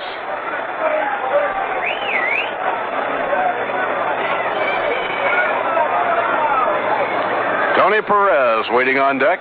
2-2 delivery, high and away, ball 3. Now Carter is a dangerous hitter, but in this situation, Koosman does not want to walk him. Now with Tony Perez waiting on deck. Mets have a 2-run lead.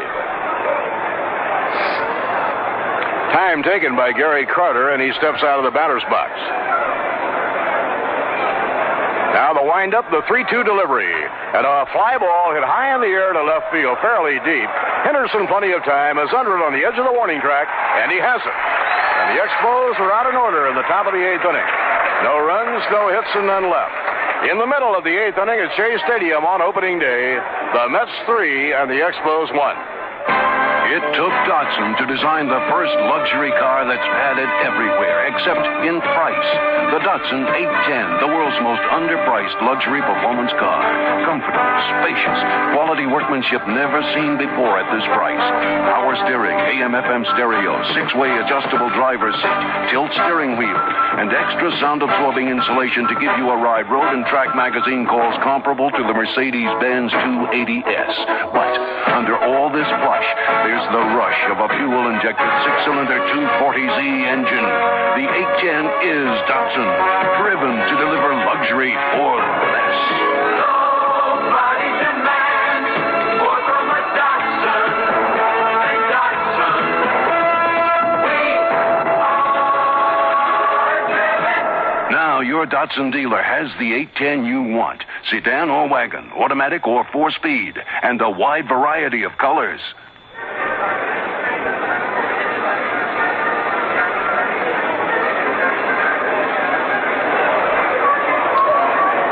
Of the 8th inning on opening day at Shea Stadium. Relief pitcher Stan Bonson throwing in his warm-ups. Game 2 of this 4-game series, a day game at Shea tomorrow afternoon. Nino Espinosa will be opposed by Rudy May in the 2nd game of the series tomorrow. And Sunday, an early start in bargain baseball, a doubleheader. Rookie right-hander Mike Brewer makes his Major League debut in the doubleheader on Sunday. Pat Zachary will pitch in the other game. For Montreal on Sunday, the tall, thin right-hander Wayne Twitchell and veteran left-hander Ross Grimsley. Tim Foli batting as we go now to the last of the 8th inning. Tim is 0 for 3. Bonson's pitch, bluffing at a bunt. He takes and it's over at the letter, strike one call.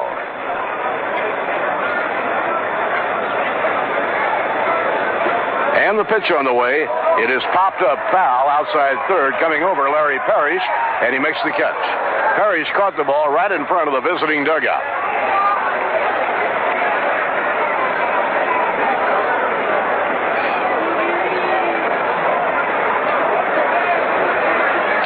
Tim Foli has fouled out, and Steve Henderson will bat.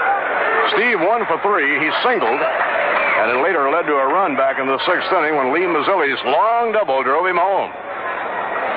So Steve with a 1 for 3 afternoon as he hits against Bonson in the home 8th inning at Shea Stadium. Weather forecast is favorable for the rest of the weekend.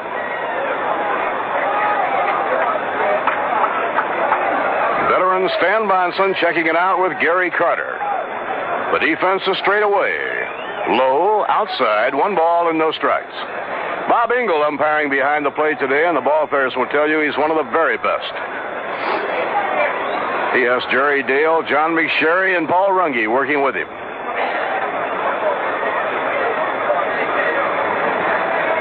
Two new umpires in the National League this year, Eric Gregg and Joe West. The 1-0 delivery. Outside and low, it's ball 2. 2 balls and no strikes.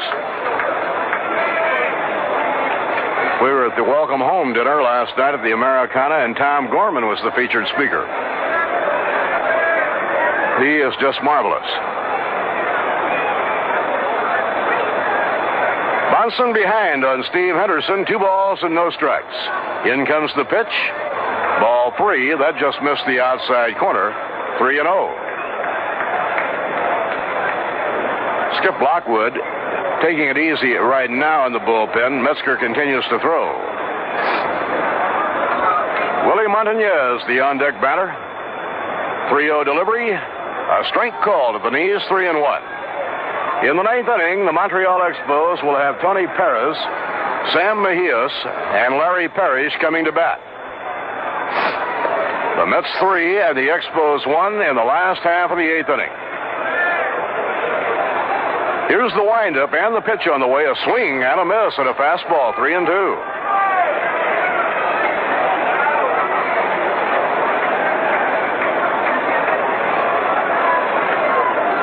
Shadows of the stadium now engulfing most of the infield. The 3 outfielders still standing in bright sunshine.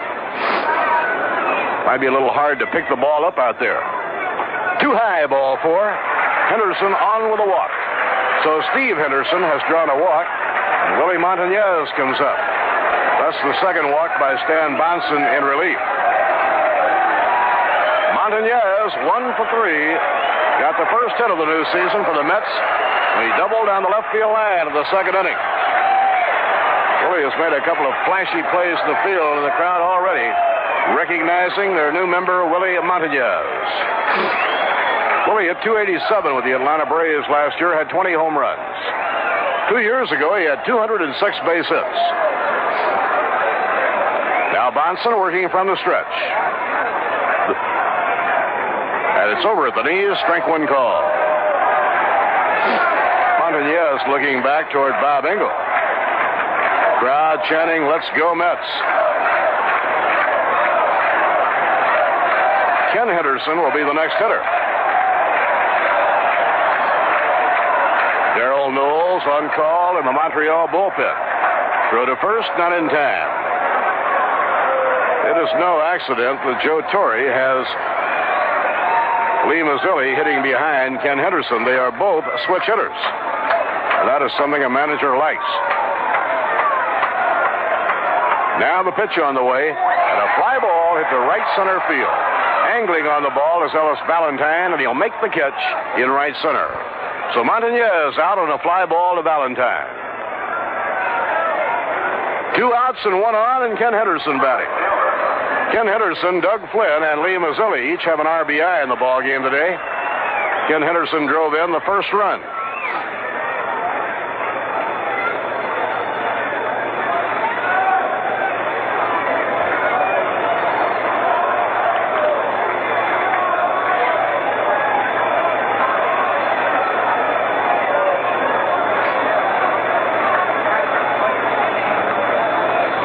Steve Henderson with a short lead off first, draws a throw, gets back to the base.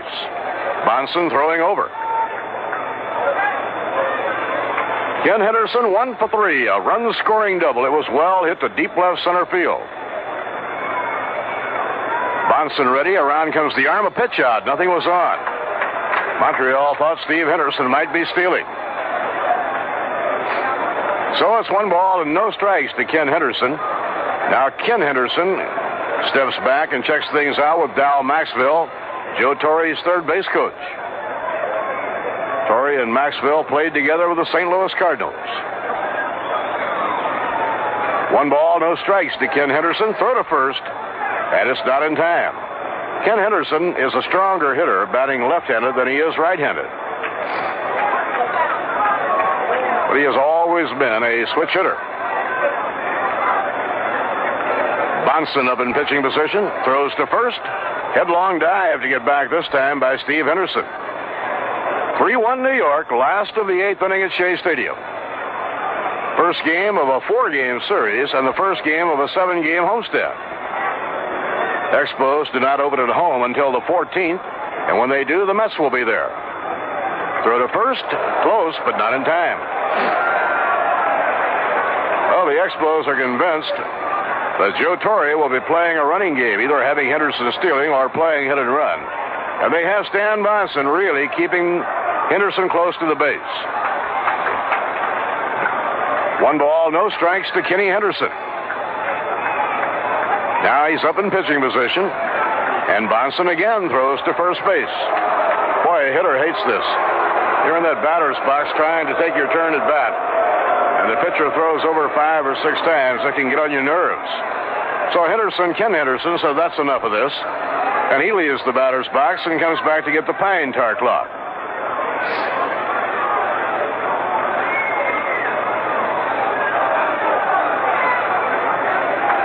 The Mets 3 runs on 6 hits. Montreal 1 run on 8 hits. And we're playing in the last half of the 8th inning. Now we're waiting. And the pitch. Curve inside and low to Kenny Henderson. So 2 balls and no strikes to Ken Henderson. Ken, an 11-year Major League veteran.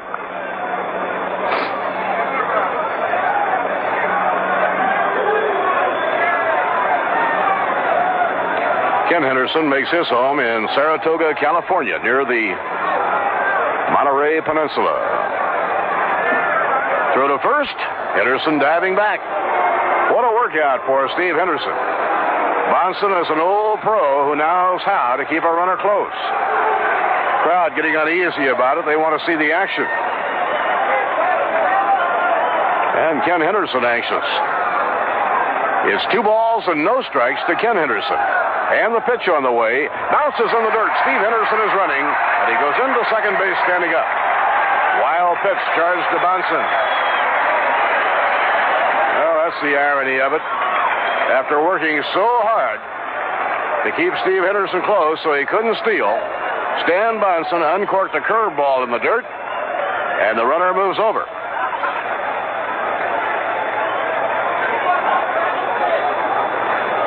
Now they will intentionally walk Ken Henderson. First base is open. The count is 3-0.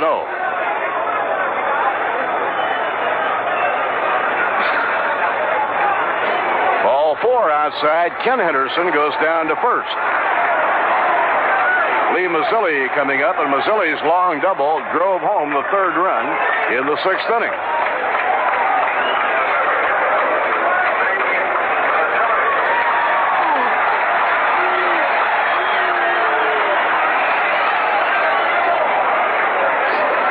So Mazzilli getting a good hand. Lee starting his sophomore season in the National League.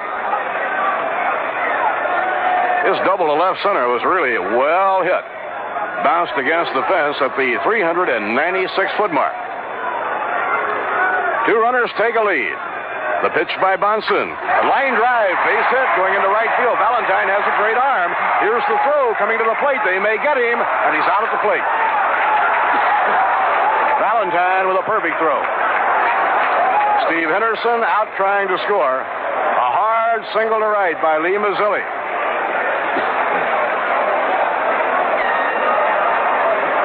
Montreal right fielder Ellis Valentine has a magnificent arm. And he threw perfectly to Gary Carter, and Steve Henderson is out. No runs, 1 hit, and 2 left on. So, at the end of 8 innings at Shea Stadium, it's New York 3 and Montreal 1. How would you like to be the guest of Derry Lee and see the New York Mets in action right here at Shea Stadium? Sure you would, and it's easy. Just save the coupons printed on Derry Lee or Derry Lean milk containers. The average family could save enough coupons in 1 week to get 1 free ticket. And you have your choice of 20 games during the season, 1 on every day of the week, day or night. Regardless of the hours you work, you can come and see the Mets free on Derry Lee. All the exciting details are printed on the side panel of the milk containers, on sale in the dairy case of your favorite food store. So start drinking Derry Lee or Derry Lean milk today. Save those coupons and come out to see a Mets game free. We'll be glad to see you.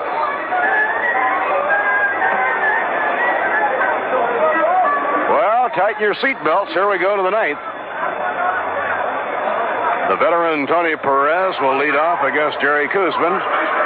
Then Sam Mejias, the left fielder, and Larry Parrish, the third baseman. Skip Lockwood is throwing in the bullpen. Koosman has gone all the way, pitching brilliantly, but he has thrown a lot of pitches. The pitch to Perez, ground ball hit to shortstop.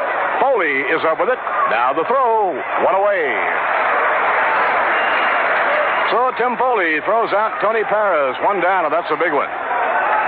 You always love to get the first batter out. We're going to have a pinch hitter coming up now for Montreal.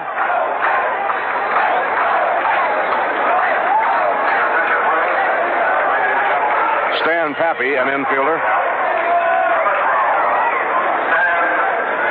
A right-hand hitter. Had a good year at Denver last year and then came up late to the Expos. Stan Pappy is hitting for Sam Mejias. He spells his name P-A-P-A-I. He's the backup shortstop for the Montreal Expos. So Stan Pappy is the pinch hitter. 1 out and nobody on. We're in the 9th inning, 3-1 New York. Koosman into his motion. Fastball outside. 1 ball and no strikes. Well played ball game. Some brilliant plays in the field. 1 by Doug Flynn. 1 even better by Lenny Randle. The 1-0 delivery. Strike called on the inside corner. 1 ball and 1 strike. Lockwood must have his arm nearly heated up. He's taking it easy in the bullpen now, kind of watching the action. 1 out and nobody on in the 9th. And the pitch on the way. Got the outside corner a call strike. Koosman going with his fastball in the late innings of the game. Boy, Jerry will fool you. He is strong. They worked with the weights a lot during spring training. And Jerry Koosman was probably the strongest of the bunch. Pitching 1 and 2. Ground ball whacked to short. Backing off for the hop is Foley. The hurried throw. He got him. Tim Foley had to back off and play the hop on the edge of the outfield grass. He had a very long throw to make, and it was right on target. 2 outs and nobody on in the top of the 9th inning. Now the hitter is Larry Parrish, the third baseman. Larry has 1 for 3. He singled in the 4th inning. Montreal's lone run came on a home run by Gary Carter, leading off in the 6th inning. Now the pitch, and a high fly over toward the right field line. Henderson, a very long run, can't get to it. And it is a foul ball, out of play. The last moment, Henderson almost got it. I believe Henderson had lost the ball for a while. The outfielders are standing in a bright sunshine, and the ball is coming out of the shade. And I don't think he even saw the ball until the last moment. He knew the general area where it was. Normally, that ball would have been playable and could have been caught, and the game could have been over. There will be no error on the play. It was a foul ball by several yards down the right field line. 1 ball and 1 strike. The Montreal third baseman Larry Parrish, a right-hand hitter who stands 6'3".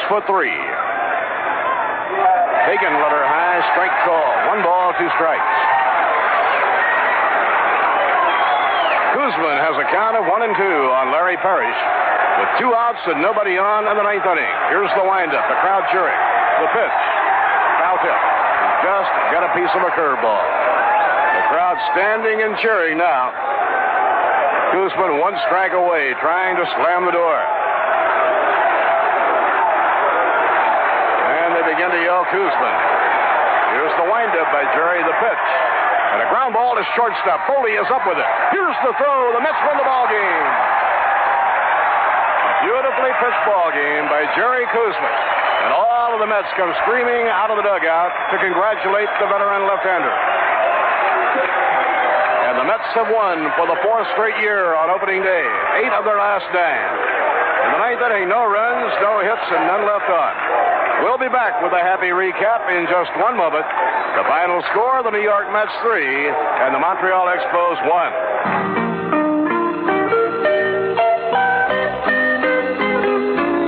What's the big idea? The big idea is the Astoria idea. An idea designed to come through with many happy returns for you. Astoria Federal has some big ideas for you, like 6-year savings certificates with an effective annual yield of 8.17%, the most the law allows. 4-year certificates yield 7.9%, 2.5 years 7.08%, and there are big ideas in 90-day and 1-year accounts. The law on time deposits requires a penalty on withdrawal before maturity, so Astoria has another big idea, ready cash savings for your everyday needs. Big ideas, that's Astoria Federal. An idea designed to come through with many happy returns for you. The Astoria idea.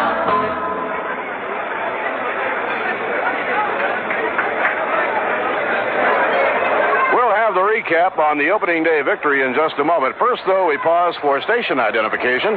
This is the New York Mets Baseball Network. Hey, if you like sports as much as I do, you know Budweiser goes great with any sport, whether you're a participant or a spectator. Call on the king of beers, WMCA New York.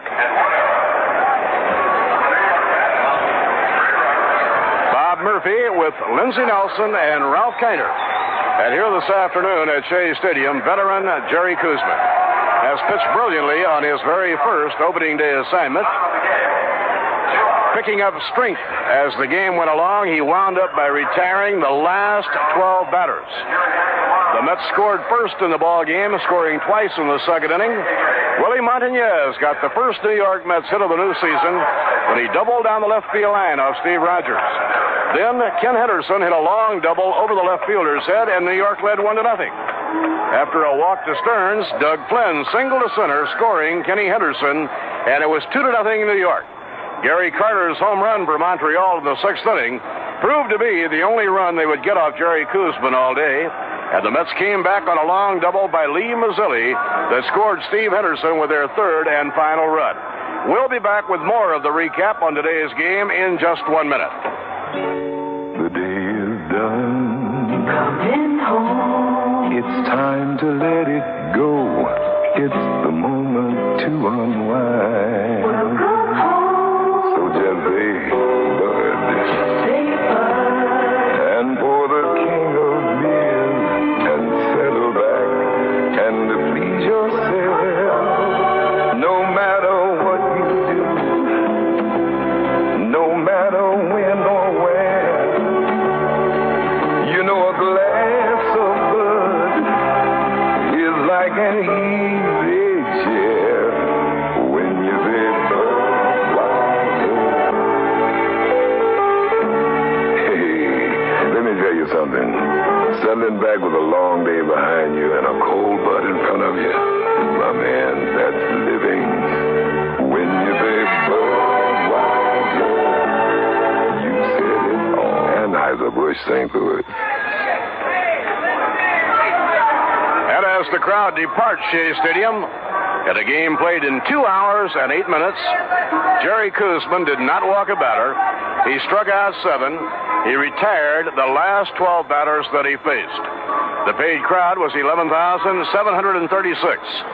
For the Mets, Ken Henderson, Doug Flynn, and Lee Mazzilli each drove home a run. These same two teams meet here tomorrow afternoon. Nino Espinosa will be pitching against Rudy May. The line score in today's game, New York 3 runs, 7 hits, no errors, 6 were left on. Montreal 1 run, 8 hits, 1 error, and 6 were left on. Once again, the final score on opening day at Shea Stadium in New York, the New York Mets 3 and the Montreal Expos 1. And here's the Getty unleaded player for this ball game.